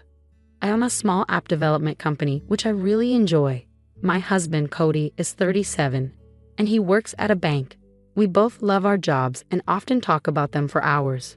Cody understands and supports my work, and we share household chores. Even though we've been married for 4 years, we don't have children yet because we're focused on our careers. But we both like kids and hope to have some in the future. My family owns an auto parts factory that my dad started, and now my brother runs it. They've been very supportive of my dream to start my own company, even though our businesses are different. I often seek advice from my dad and brother, who are also business owners. They've always been there for me, so my family is a big support in my life. Cody's family owns a small factory, and since he was their only child, they expected him to take over one day. But Cody had different plans. The factory wasn't doing well, and his dad, Andy, was thinking about closing it down. Running a small factory is tough these days. When Cody was young, he often overheard his dad talking to bankers on the phone. He even met a friendly banker during a visit to the factory and started going to the bank with his dad just to see him. That's how he got interested in banking. Cody worked hard to make his dream of becoming a banker come true, and now he works at a big bank. Even though everything might seem okay between Cody and me, our marriage isn't going well. Cody's mom, Effie, doesn't think highly of my job. I can work from home sometimes because my job allows it, but Effie sees it as a pointless job and doesn't understand it at all. I get it. It's hard for our parents' generation to understand jobs like mine. Even though my job isn't physically demanding, it's still tiring. I always adjust my work schedule around Cody's family's plans so I don't bother them. I don't expect them to get it, but it's frustrating when they think working from home is easy just because my schedule is flexible. Effie disapproves of other things about us too. When we got married, we built our own house between our parents' homes. It takes less than 30 minutes to get to either house. We both work and manage our money separately. We like having our own space and privacy, even as a couple. We each contribute a set amount of money for household expenses every month and save the rest for our future. But Effie doesn't like this lifestyle either. She thinks it's wrong for a couple to keep things private. According to her, family members shouldn't have secrets, and she doesn't think we're a real family because of it. Effie seems to have a problem with me, probably because she really likes her son Cody, and I'm just in her way. Whenever we see each other, she makes mean comments about us not having kids yet. It's a sensitive topic for me, and I'd rather not talk about it. Normally, people avoid bringing up things like that, but Effie keeps mentioning it every time we meet.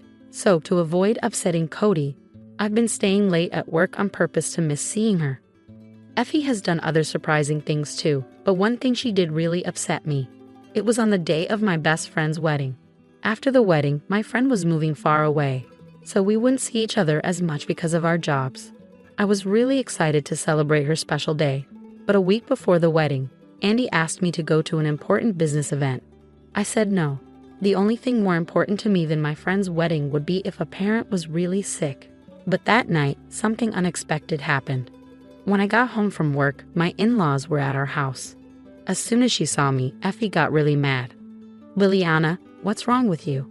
Saying no to Andy's request is rude. You're married to my son, so you should put family first. Your refusal is not okay. You need to think about what's important," she yelled at me. Cody was there too, but he didn't say anything.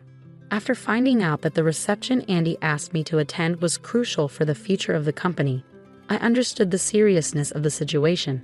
But to me, my best friend's wedding was just as important. I explained to Effie, "I get what you're saying, but my best friend's wedding means a lot to me, and I don't want to miss it. Plus, I don't even work for Andy's company." Even Cody joined in, saying, "Can't you make an exception this time? This is really important for the company's survival. I'm going to, and it's a family effort. We can make it up to you for missing the wedding. It's a family crisis. Can't you help us?" I was shocked to hear Cody say that. He knew how excited I was about the wedding. Then Andy added, "I understand Liliana's perspective, but this time we really need your help." The atmosphere made it hard for me to refuse. It wasn't just any reception. In the end, I reluctantly agreed to skip my best friend's wedding. I told my friend the truth and explained why I couldn't come. Thankfully, since I had talked to my best friend about my family situation before, she understood. In fact, she was more worried about me. I'm lucky to have such a caring friend. I felt really bad about missing my friend's wedding. But once I made the decision, I had to focus on making the reception a success. On the day of the event, Cody and I got to the venue early and tried to reach Effie, but she didn't pick up her phone for some reason. I started to worry about what to do, but finally, the in-laws showed up just 10 minutes before the reception was supposed to start. I was surprised to see them looking so messy, with untidy hair and wrinkled clothes.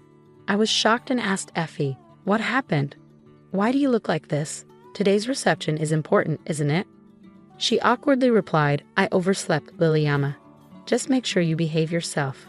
I was really tempted to snap back with, "I don't need advice from you," but somehow, I managed to keep my cool. I have to give myself credit for staying calm during the reception. Effie, not great at talking politely, made a bunch of rude comments to our guests. She probably thought they were jokes, but their uncomfortable smiles showed they didn't find them funny. As I expected, we didn't get the contract we were hoping for, and the reception was a flop. I couldn't help but think I should have gone to my best friend's wedding instead. I was really angry that I got dragged into such a disaster, messing up my plans and causing problems with the in-laws. What made it worse was that they didn't admit they did anything wrong. They acted like it was the guests' fault for not sealing the deal after such a fancy reception. They said it was a good thing we didn't make a deal with such odd people. I couldn't believe how clueless they were. After that mess, I felt even more uncomfortable around my in-laws and started avoiding them. But there's one thing I can't get out of. Cody's family has this tradition of going on a family trip every year since he was a kid, and they still do it even though we're married now. Since we got married, I've been expected to join these trips, but I always end up doing all the boring stuff: driving, booking hotels, researching places to visit. If I try to say anything about it, I'm shut down with a "don't push it." Even when we visit tourist spots, I often end up staying in a hotel room, missing out on places I'd like to see. Honestly, I really don't look forward to these yearly family trips and secretly hope I might get sick and avoid them. But now, it's time for this year's trip, and despite saying they're short on money, my in-laws insist on a fancy trip like always. They put me in charge of finding a hotel. I planned everything carefully to keep Effie happy since she's always grumbling. Since I don't drink, I'm always the one who ends up driving. But I don't mind because it means I don't have to listen to their conversations. But just before the trip, a crisis hit. I got a call saying my mom had collapsed and was in bad shape. With that news, going on the trip, even for a short while, wasn't an option. I panicked, knowing I needed to see my mom right away. Since it was the day before the trip, I decided to cancel and get ready to go to the hospital. Cody offered to come with me to the hospital, but I said no. It felt like he was suggesting my mom might not make it, and I didn't want to hear that. When Cody and I told Effie we couldn't go on the trip, she got really mad. Effie's words hit me like a ton of bricks. "You're saying you can't go on a trip I planned? If you don't come, you're no longer family. As my son's wife, it's common sense to prioritize the family trip, right?" "Right, Cody," she said, expecting Cody to agree. Cody seemed like he wanted to say something, but Effie cut him off, making it clear she didn't want to hear any objections. I was so shocked that I couldn't even respond. Being with my mom in her critical condition was the only thing on my mind. Just as I was trying to figure out what to say, my brother called. He told me that mom's condition was serious but somewhat stable. I wanted to rush to her side, but he explained that due to a contagious disease outbreak, visiting wasn't possible right now. He said we could arrange a short visit later as she gets better. So there was no urgent need for me to go. Hearing this news left me feeling torn about what to do. Seeing my hesitation, my brother asked what was going on. I explained everything about the trip and my dilemma. My brother, a little annoyed, suggested something helpful that I hadn't thought of in the midst of my distress. The trip was going to a place near my parents' house, which my brother assured me would be easy to reach from the hotel if necessary. He was right. Whether I stayed at home or in the hotel, I could quickly get to my family if needed. Taking my brother's advice, I reluctantly told Effie, "Okay, I'll come on the trip." Effie responded, "Well, if you'd said that earlier, I wouldn't have gotten so upset. Marrying someone so inexperienced is tough. Just remember, if you don't come, it's divorce. I might have to teach you a few things." Cody seemed surprised, but we agreed to go, with the condition that I could leave for the hospital if necessary. Effie commented, It'd be a problem if our driver disappeared suddenly, wouldn't it? Good, you're part of the family now, so our needs come first. Remember your role as my son's wife. This trip is a big deal. It should be your priority. Her smug attitude and obvious excitement annoyed me, but I decided to put up with it to avoid more trouble. On the day of the trip, I was so worried about my mom that I couldn't stop checking my phone. Meanwhile, Effie was already drinking beer in the morning. As I drove, the back seat of my car turned into a party scene, with Cody surprising me by joining in the drinking. Even though it was unexpected, I reminded myself that everyone had rearranged their schedules for this trip. I thought it would be nice if everyone could enjoy themselves since we all made an effort to be here. During the trip, Effie's demands were constant, urgently needing bathroom stops or wanting to stop for more alcohol. I felt like I was being treated as a servant, but I decided to endure it. Then my phone rang. It was my brother, thankfully informing me that Mom had survived. Her condition had stabilized and she had regained consciousness. The diagnosis was a subarachnoid hemorrhage. However, I couldn't fully relax yet. There were worries about potential aftereffects. It was comforting to have my brother keeping me updated as I was feeling anxious. When I shared the news of Mom's recovery with my in-laws, Effie dismissed it, saying, "If she's better, there's no need to bother us with such news. You're making a big deal out of nothing." Andy agreed, saying, "Exactly. Let's not spoil our trip with such grim news. We're here to have fun." I was disgusted that Andy shared Effie's view and didn't want to think of these people as my family.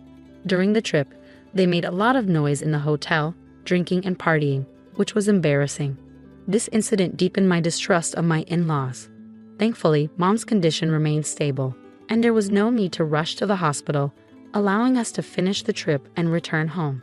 I felt relieved. While I was doing laundry at home, Effie showed up unexpectedly. She asked to use our dryer because they didn't have one. I was annoyed and told her, "There's a laundromat with dryers. I have my own laundry to do, and I'm using it right now, so it's not possible." But she insisted, saying, "You're always so stingy. Once you're done, it's fine. I'll come pick it up tomorrow. Have it ready by then," and tried to leave her laundry in our washroom. Cody stepped in, saying, "Liliana is tired and has work tomorrow. It's not possible for her to help with the laundry. Let's go to a laundromat." Effie got angry, feeling like her son was taking my side. She left in a hurry, leaving the laundry behind and hurling insults as she slammed the door. Looking back, maybe if things had been different that day, the outcome might have changed. Later, Effie returned and said something unexpected. She told me, "During the trip, I noticed something, Liliana. You seem unaware of being married to Cody. We might face similar situations in the future. Since we couldn't talk about it, I've decided that Liliana should make a decision." Then she placed a family contract and divorce papers on the table. I was speechless. What on earth was a family contract? It seemed ridiculous and confirmed my belief that she couldn't have a normal conversation. But Cody surprised me with his response. He said, "I have something to say. If you keep forcing your opinions on us, I'll cut ties. I can't deal with this anymore. What do you think, Liliana? You're not a servant or housekeeper. You're not the one who's mistaken about your position." Effie was stunned. Up until now, Cody rarely spoke up against her. It wasn't because he agreed with her, but because he wanted to avoid conflict. After Cody spoke, Effie's anger turned towards me. "You've changed Cody since you married him. He used to be so sweet. It's crazy for him to talk to me like that." "You must have brainwashed him. Turn him back into the old Cody," she accused, confronting me. She believed I had manipulated Cody into defying her. Then, Cody defended me even more. "You're the one doing the brainwashing here. You always fly off the handle without listening to anyone's opinions. Honestly, you're a toxic parent. You never let me live my own life after I got married. Instead of calming down, you're attacking Liliana. Enough is enough.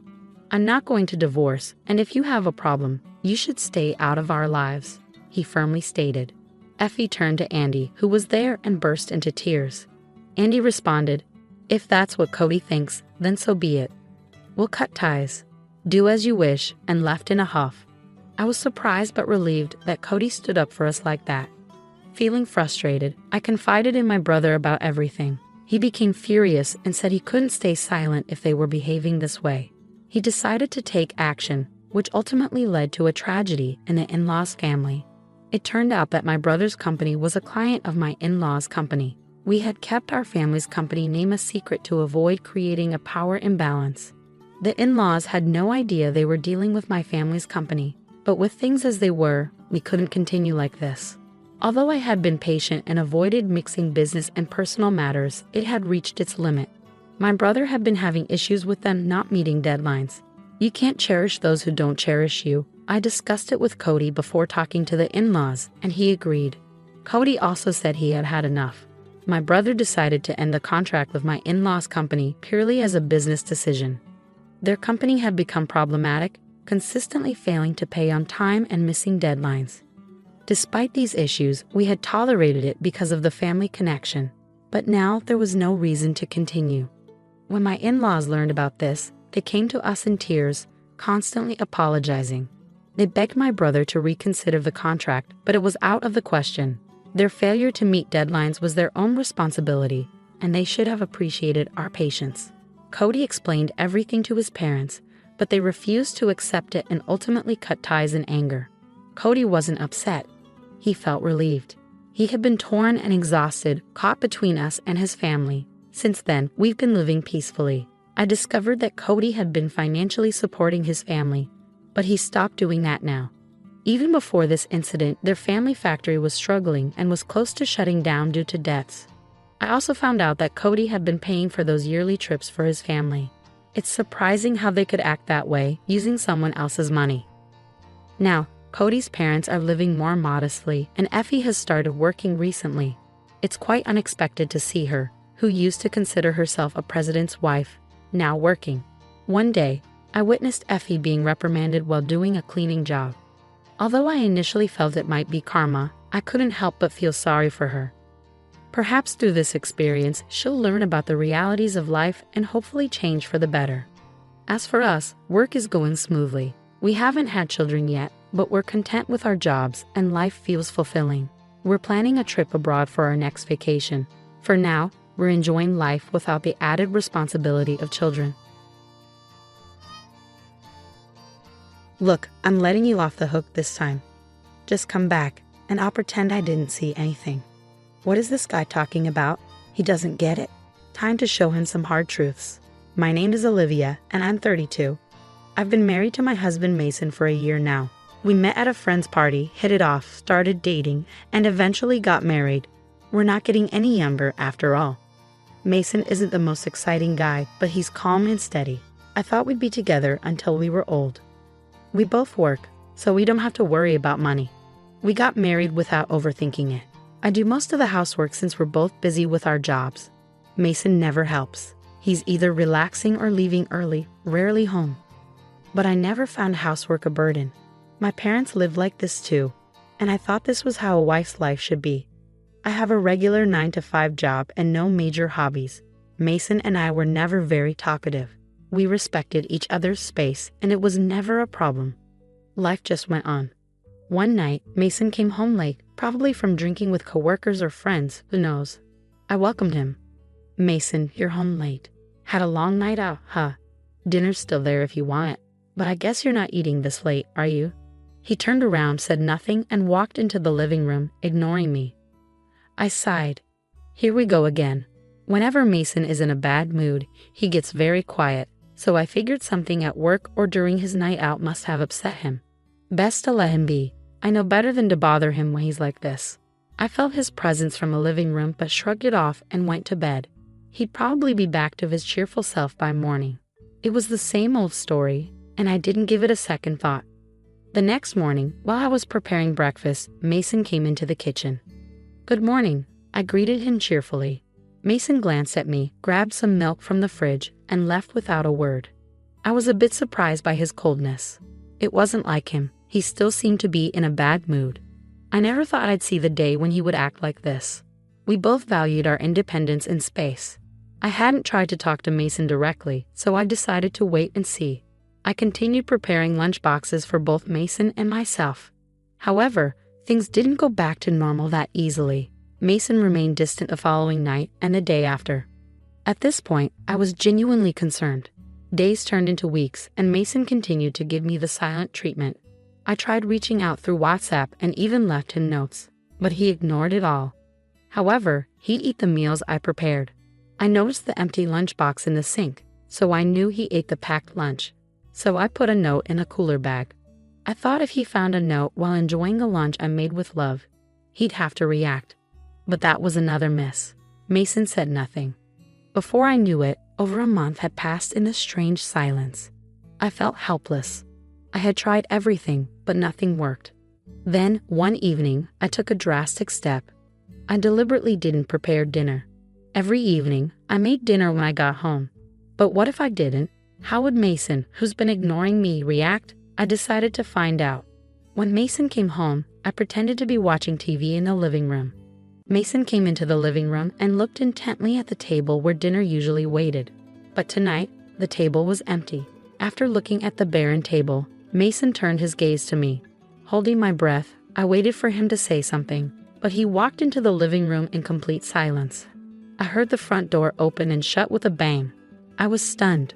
Why am I being ignored like this? I had no idea. I was left bewildered, sitting alone on the living room couch. The next morning, I woke up and went to the living room. Mason was already gone. Did he go to work already? Curious, I looked on the living room table and found a note. Reading the words on it, my eyes went wide. "Stop skipping out on your wifely duties," it read, scribbled hastily in messy handwriting. Something inside me snapped. That's it. I'm done. Why do I have to keep pleasing Mason? Is this going to be my life forever? We were never a clingy couple, but this is just unacceptable. There's no reason for him to do this, nor an opportunity for me to even ask about it. For the last month, the stifling silence in the house has been unbearable. I wrote next to Mason's scribble, "I'm going back to my parents' house." I quickly packed up my things and went home. My sudden arrival surprised my parents, but after I explained how Mason had been ignoring me for over a month without any apparent reason, they understood and welcomed me warmly. It felt good to be in an environment where I could have a normal conversation. For now, I decided to stay here and see how Mason reacts before deciding on my next steps. I didn't hear from Mason the day I left. Knowing him, he's probably assuming I'm just trying to make a point and will continue to ignore me. Well, let's see how long this lasts. Days turned into weeks, and there was still no call or message from Mason via WhatsApp or any other means. He didn't even bother to visit my parents' house. Before I knew it, half a year had passed. I had nearly forgotten about Mason altogether. Then one day, as I was leaving my parents' house to go shopping, there he was. Mason, standing with a defiant and angry expression. I was shocked and froze in my tracks. Mason just glared at me, still not saying a word. Is this game still going on? It was almost laughable how silent Mason was. But then, in the next moment, he tried to walk into my parents' house without saying a word. "Well, hold on there." I stopped him. Mason looked at me, his face a mix of anger and disbelief, but still silent. I warned, "Don't just walk in. I will call the police." Finally, after more than 6 months, Mason spoke, a snide smile on his lips. "Look at you, acting all high and mighty. Since when do you get like this? Just because you're at your parents' house doesn't mean you can talk to me like that." I remembered Mason being a bit rough around the edges, but not like this. Lost in thought, I was jolted back to reality when Mason suddenly erupted. "What were you thinking? Leaving the house for half a year? Having a good time at your parents'? Get a grip." Mason kept ranting, then gestured as if to say, "I can't believe this. Look, I'll cut you some slack this time, okay? Just come home. I'm willing to overlook it this once." Mason spoke so condescendingly. I calmly responded, "I think you're confused. You and I are strangers now, you know?" Mason's face went blank, then turned red with rage. He started yelling again. "What are you saying?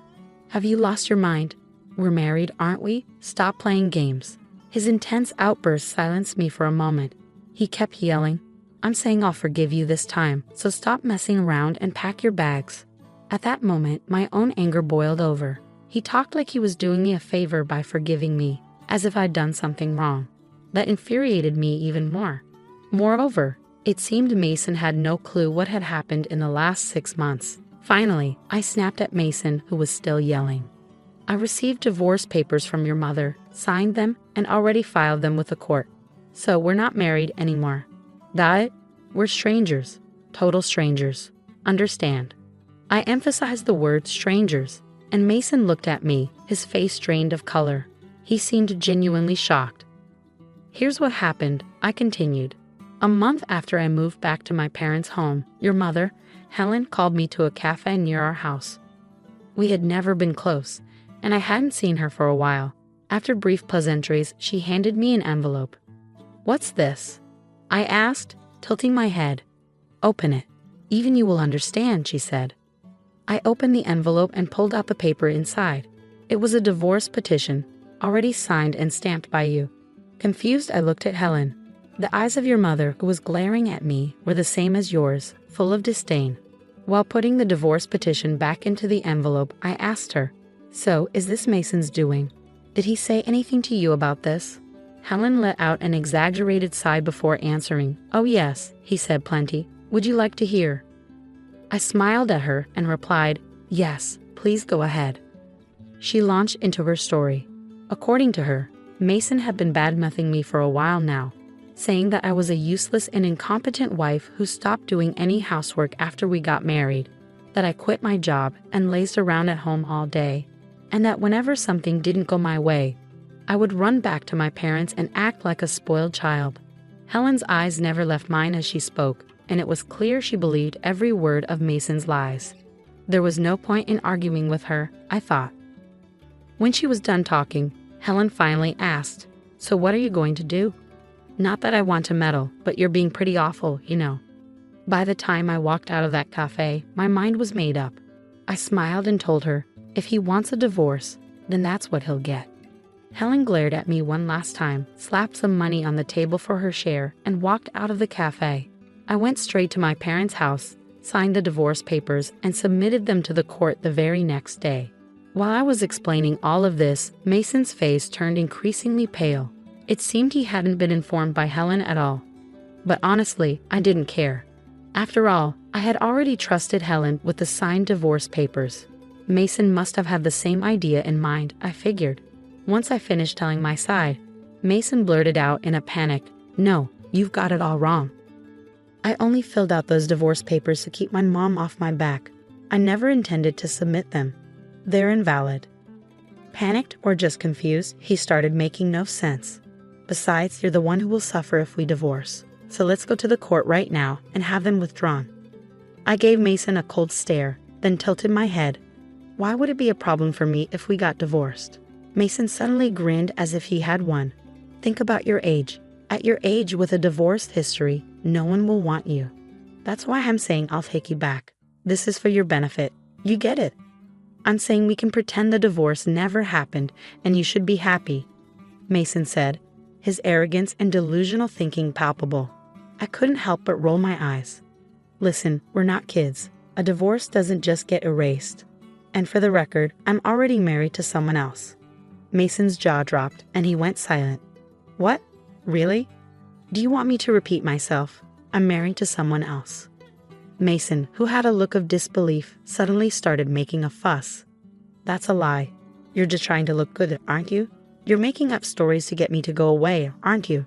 You're really making a fool out of me. You know that such lies won't work.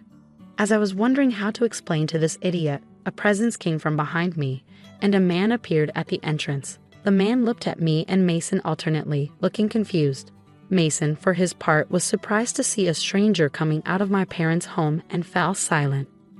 When I looked at the man, he tilted his head and asked, Is something wrong? Feeling awkward, I smiled and turned to Mason. This is my husband, Noah. Noah greeted Mason with a slight, skeptical nod. Mason took a step back and looked up at Noah. It made sense. Noah was a former national rugby player with an imposing physique. Overwhelmed by Noah's appearance, Mason suddenly started to make excuses. No, you've got it all wrong. My old boss told me you've been married for about a year now, and your wife might start to get a little uncomfortable. Better put her in her place, he said. So I did, and guess what? Turns out he got dumped by his wife and kids. What a fool, right? I was just doing what he told me to do. I never wanted to do any of that stuff. You understand, right, Olivia? I looked at Mason with a gaze filled with disgust, fed up with his pathetic excuses. Mason looked puzzled, maybe because my reaction wasn't what he expected. Then Noah spoke up. "Sorry, but could you leave immediately and never come back here? If you approach Olivia again, I'll call the police." As he said this, Noah firmly pushed Mason out of the doorway. Intimidated by Noah's force and determination, Mason fled the scene. For a while, we both remained wary, concerned that Mason might harbor a grudge and do something irrational. But days turned into weeks, and we never heard from him again. One day, curiosity got the best of me, and I reached out to a mutual friend to inquire about Mason. We began by catching up on casual topics, but when I asked about Mason, our friend sighed and filled me in. "Surprisingly, Mason quit his job just a few days after showing up at your parents' house. The reason? Turns out Mason was always in agreement with his boss, whom he trusted when the boss harassed subordinates at work. It became a big issue in the company. As a result, the boss was resigned. Resigned being a euphemism, he was basically demoted to some remote mountainous area I'd never heard of. Apparently, Mason was expected to be transferred as well, but he quit out of pride. According to our friend, he's still jobless. He's been looking for work, but his arrogance has hindered his efforts. Even when recruiters offer him opportunities, he declines interviews. Furthermore, news of him quitting reached his mother, who then disowned him due to her own extreme personality. Finally, our friend said he blames everything on his old manager and just drowns his sorrows every day. At this rate, he'll ruin his health before he ever finds another job. It's a mess. I hope he finds a new spouse or something, though that's unlikely." We both chuckled as we hung up the phone. Mason seemed to be drowning his days in job hunting and drinking. Thanks to him, I am now living a peaceful life with Noah. Interestingly, Noah was actually my colleague. Upon hearing about my divorce, he had eagerly pursued me. Though we started dating only 6 months after my divorce, which made me somewhat hesitant, I was quickly drawn to his confident manner and kind personality. After getting married, Noah told me that he had always had a crush on me and he was heartbroken when I got married. I laughed and apologized for not noticing his feelings sooner. Noah helps me around the house, a task I used to handle alone. Whenever we eat together, he always says how delicious the food is with a smile. It's these little things that make me incredibly happy, something I never expected. I was probably numb to it all, having grown up with old-fashioned parents. Now I am living a sparkling married life with Noah, who always delights in even the most ordinary things. I'm convinced that with him, I'll have a happy life all the way through our golden years. And so I am certain. I won a trip to the Caribbean in a contest, but my husband Andrew threatened to divorce me if I didn't let him and his mom go instead. He used the trip as leverage to get his way. His mom seemed pleased with his plan. I couldn't let them get away with it. I'm determined to get back at them. My name's Lillian, and I'm 32 years old. I work a regular job and have a son named Andrew. I didn't really date much in college and didn't think much about romance until later. When I turned 30, my parents, worried about me, helped me find someone to marry. Andrew seemed like a good match. He cared a lot about his family, which was important to me too. We got married, and everyone was happy for us. It felt like a dream come true. About 6 months into our marriage, I got a bunch of calls from Andrew. He sounded really tired when I called him back. He told me his dad, Alfred, had collapsed at home and was rushed to the hospital. It was shocking news because Alfred had always been healthy. After Alfred passed away, Andrew became very attentive to his mom, who was now alone. He'd visit her every day, take her out for dinner or shopping, and even took time off work to go on a trip with her. It's not like he ignored me, but whenever there was a conflict in our plans, he'd choose to be with her. He'd say things like, "Sorry, Lillian, Mom needs me," or "We planned this with Mom a while ago." I'd agree, but deep down, I felt frustrated. Why was I always the one having to compromise? Wasn't Andrew's mom being a bit too demanding? No matter why Andrew is so attentive to his mom, it's clear he's really close to her. Apart from this issue, our marriage was fine. I just figured this was normal. My personal escape? Doing crossword puzzles with prizes. They were perfect for when Andrew was busy with his mom. Sometimes, I'd even win gift cards or food. One day, I won a big prize, 2 tickets to the Caribbean. I was so excited, I checked the win multiple times. But before contacting the airline, I had to decide who to take. My first thought was Andrew, but I hesitated. He often traveled with his mom, and I didn't want her to come along if I suggested we go together. After thinking it over, I decided to give the trip to my parents. On my way home, I stopped by my parents' place to share the exciting news. "Mom, guess what? I won tickets to the Caribbean," I exclaimed. Mom's eyes widened with delight. "Wow, that's fantastic. You and Andrew must be thrilled." I hesitated for a moment before replying, "Actually, I want you and Dad to have them." Mom was taken aback. "For us, are you sure?" she asked, pleasantly surprised. "Absolutely. Andrew travels a lot already. I want you two to enjoy this opportunity," I explained. Mom was beaming with joy, but Dad seemed worried. "Dad looks concerned," I noticed. "Well, I have work, dear. It's a busy time of year for our company, so it's not ideal for me to be away," Dad explained. "That's too bad," I sighed. Then Dad had an idea. "Why not go with Olivia instead? It was your prize originally, right? Go and have some quality time with her," he suggested. Mom eagerly agreed, saying, "That sounds wonderful." Feeling excited and grateful, I applied for leave the next day, which was quickly approved. I then contacted the airline to let them know my parents would be using the tickets. On my way home from work, I stopped by a bookstore and bought a guidebook for the Caribbean trip. It had been ages since Mom and I had traveled together, and I was genuinely thrilled. But when I got home, something unexpected awaited me. "I'm home," I announced as I walked in, surprised to see the lights on. I assumed Andrew was there, but instead of his shoes, I spotted a familiar pair of women's shoes at the entrance. As I wondered, Matilda emerged from the living room. "Lillian, do you know what time it is?" she scolded. "Oh, Matilda, I didn't realize you were here," I replied. "It's not just about me being here. It's late and Andrew will be back soon," she continued. "I'm sorry, I'll make dinner right away," I apologized. But Matilda didn't stop there. She criticized me for not making the bed and questioned if I took my role as a daughter-in-law seriously. Matilda sighed, blaming my working for the situation. According to her, I should prioritize home over work. She had a key to our place and often dropped by unexpectedly since she lived nearby. Matilda held old-fashioned beliefs about a daughter-in-law's role, expecting me to serve Andrew and the family without question. Her constant criticism made it hard for me to warm up to her. As I unpacked and began making dinner, Matilda suddenly exclaimed, "Wait, what's this, Lillian? Are you planning a trip to the Caribbean?" She had found the guidebook I had just bought. "Matilda, why are you going through my stuff?" I asked, annoyed. "That's not the point. Why are you going to the Caribbean?" she demanded. "I won a trip in a contest. I was going to give it to Mom," I explained. "I haven't heard anything about this. Why should I?" Matilda snapped back. Our argument was interrupted by Andrew's arrival. Matilda quickly told him what she found, pointing at me accusingly. "Andrew, listen. Lillian's being thoughtless." "Did she do something wrong?" she asked. Andrew turned to me, his expression stern. "What's going on?" he demanded. "I won the trip and wanted to give it to my parents.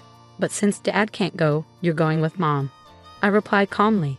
"Why did you talk to me about this? It's my prize," Andrew said, looking frustrated. "What's the big deal? You always travel with Matilda," I retorted. "It's not the same. Mom and I only go on trips within the country. We haven't been abroad in years. How could you decide this without talking to me?" Andrew slammed his hand on the table, cutting me off. "You're getting too bold for a daughter-in-law. Mom and I are going. You stay home." "Mommy," I couldn't hide my disdain at Andrew's childish word choice. "Wait a minute. This trip, you've had enough. If you're not happy, let's talk about divorce." Divorce? I couldn't believe what I was hearing. Threatening divorce over something like this seemed absurd to me. Fuming, I shot back. I won this trip fair and square. I've already decided to give it to my own mom. Can't you just pick up on the signals for once? Mom wants to go. When does it end with putting Matilda first? You never think about how I feel. I don't care how you feel. Like I said, this trip is for me and Mommy. Stay home and behave," Andrew insisted coldly. My affection for Andrew was quickly fading. It was clear I ranked lower than Matilda in his eyes. I couldn't keep dealing with the ridiculous dynamic, so I calmly told Andrew, "Fine, do what you want and enjoy your trip." You should have listened in the first place. "Do what you want," Andrew replied dismissively, a far cry from the caring Andrew I once knew. Meanwhile, Matilda looked smug and victorious. I decided to leave the house while they were away on their trip. I resolved to let Andrew and Matilda have their vacation this time. The next day, I called the airline to change the names on the tickets to Andrew and his mom. But the operator sounded worried as they told me, "I'm sorry, but once the participants are confirmed, we can't change them." "Is that so?" I asked, feeling disappointed. "Yes. Plus, this ticket requires the actual winner to be one of the travelers. So if it's your husband and mother-in-law, the ticket won't work," the operator explained. "So if I don't go, the ticket is useless," I clarified. "Exactly. Please check the documents we sent you. They mention this condition," they advised. After reviewing the documents, I found out that only the winner could use the ticket, and it couldn't be transferred. I explained this to the operator and decided not to go on a trip without telling Andrew and Matilda. Instead, I made plans to let them travel at their own expense. That evening, when I got back from work, I casually brought up the Caribbean trip to Andrew. "Hey, about the trip," I started. "Yeah? Did you talk to the airline? Are Mommy and I all set to go?" Andrew asked eagerly. "I did call them. Here are the winning documents and the tickets. I only need the tickets. I won't bother reading the documents," I replied. "But there might be important details in there, especially since it's an international trip," Andrew suggested. "I don't think I need to. Mommy and I have got it covered. We're efficient, unlike you," I retorted. "Fine, whatever. I'll leave them here just in case," Andrew said, sounding annoyed. As I expected, Andrew didn't bother to read the documents. On the day of the trip, after making sure Andrew had left, I packed my bags and went to my parents' house. While unpacking, as I anticipated, I got a call from Andrew. As soon as I picked up, he started shouting. "Hey, what's going on?" "They're saying the ticket can't be used," he exclaimed. "That's right. If the winner doesn't go, the ticket is invalid," I explained calmly. "What? Why didn't you tell me this earlier?" Andrew demanded. "I did tell you, remember? I mentioned it might be a good idea to read the instructions," I reminded him. "You mean it was written in those documents you gave me?" Andrew asked, sounding frustrated. "Exactly. It's your fault for not reading." "This is ridiculous. So how are we supposed to get to the Caribbean?" Andrew asked, his tone getting more agitated. "Well, the operator did mention that if the winner doesn't go, you'd have to pay the full price," I replied matter-of-factly. Clearly caught off guard by the situation, Andrew sounded frantic. I could hear Matilda's voice in the background, indicating they were both in distress. "Andrew, what did Lillian say?" Matilda demanded. "Mommy, if Lillian doesn't have to pay for the trip," Andrew started to explain before handing the phone to Matilda. "Let me talk to her. I can't deal with this anymore," she demanded. I decided to let them sort it out themselves and hung up silently. It didn't take long before Andrew called back. "Hello," I answered, expecting more drama. "What is it now?" "I'm busy," I said coldly. "It's not. What is it?" Andrew sounded flustered. "I tried to buy the tickets, but the credit card isn't working," he explained. "Huh? I don't know anything about your card," I replied, puzzled. "It's not mine. It's your card," Andrew clarified. "Oh, so you're saying you used my card without my permission?" I accused. "I just need to fix it now. When I checked my wallet this morning, my card was missing." I had a hunch and immediately froze it. "I knew you stole it," Andrew retorted. "Are you kidding me? I was planning to shop with that card abroad." "Always messing things up, you jerk," I fired back. "You freaking witch," Andrew snapped. He showed no remorse for taking the trip or for using my card without permission. This guy always put himself first. Fed up with his behavior, I coldly told him off. "A jerk? Who were you calling that after mocking others all the time? You should just go to hell," I exclaimed. "What? Who are you talking to like that?" Andrew asked, sounding offended. "Who do you think? Calling out for Mommy is honestly creepy. If you love Mommy so much, why don't you two just stay together?" "I can't handle you, a mama's boy. There's no value in us being married," I declared. "Hey, calm down. If you keep this up, we'll divorce," Andrew threatened. "Fine by me." I was thinking the same thing. "I've left the house and don't plan to come back. Enjoy your time abroad with your beloved Mommy. Hope you both drown in the Caribbean." I shot back before hanging up, feeling both angry and relieved. Furious, I ended the calls and blocked Andrew and his mother. Then I went to a law firm my dad suggested and started the process of ending my marriage. When I looked at our savings to divide our assets, I saw that our joint account was empty. Andrew had taken out money multiple times, all around the time he went on a trip with his mom. It was clear he used the money for their travels. And he also used my credit card without asking. I demanded a big payment from him. As a result, he ended up owing money and was being chased by creditors. His mom, who used to get whatever she wanted, now had a strained relationship with Andrew, arguing with him every time they saw each other. It's funny how things turned out considering how spoiled he used to be. Meanwhile, I decided to stay with my parents for a while. I've caused them worry, so I want to make it up to them by living with them and taking care of them. Honestly, I'm done with marriage. What's really important is having a loving family. Going through this divorce made me realize that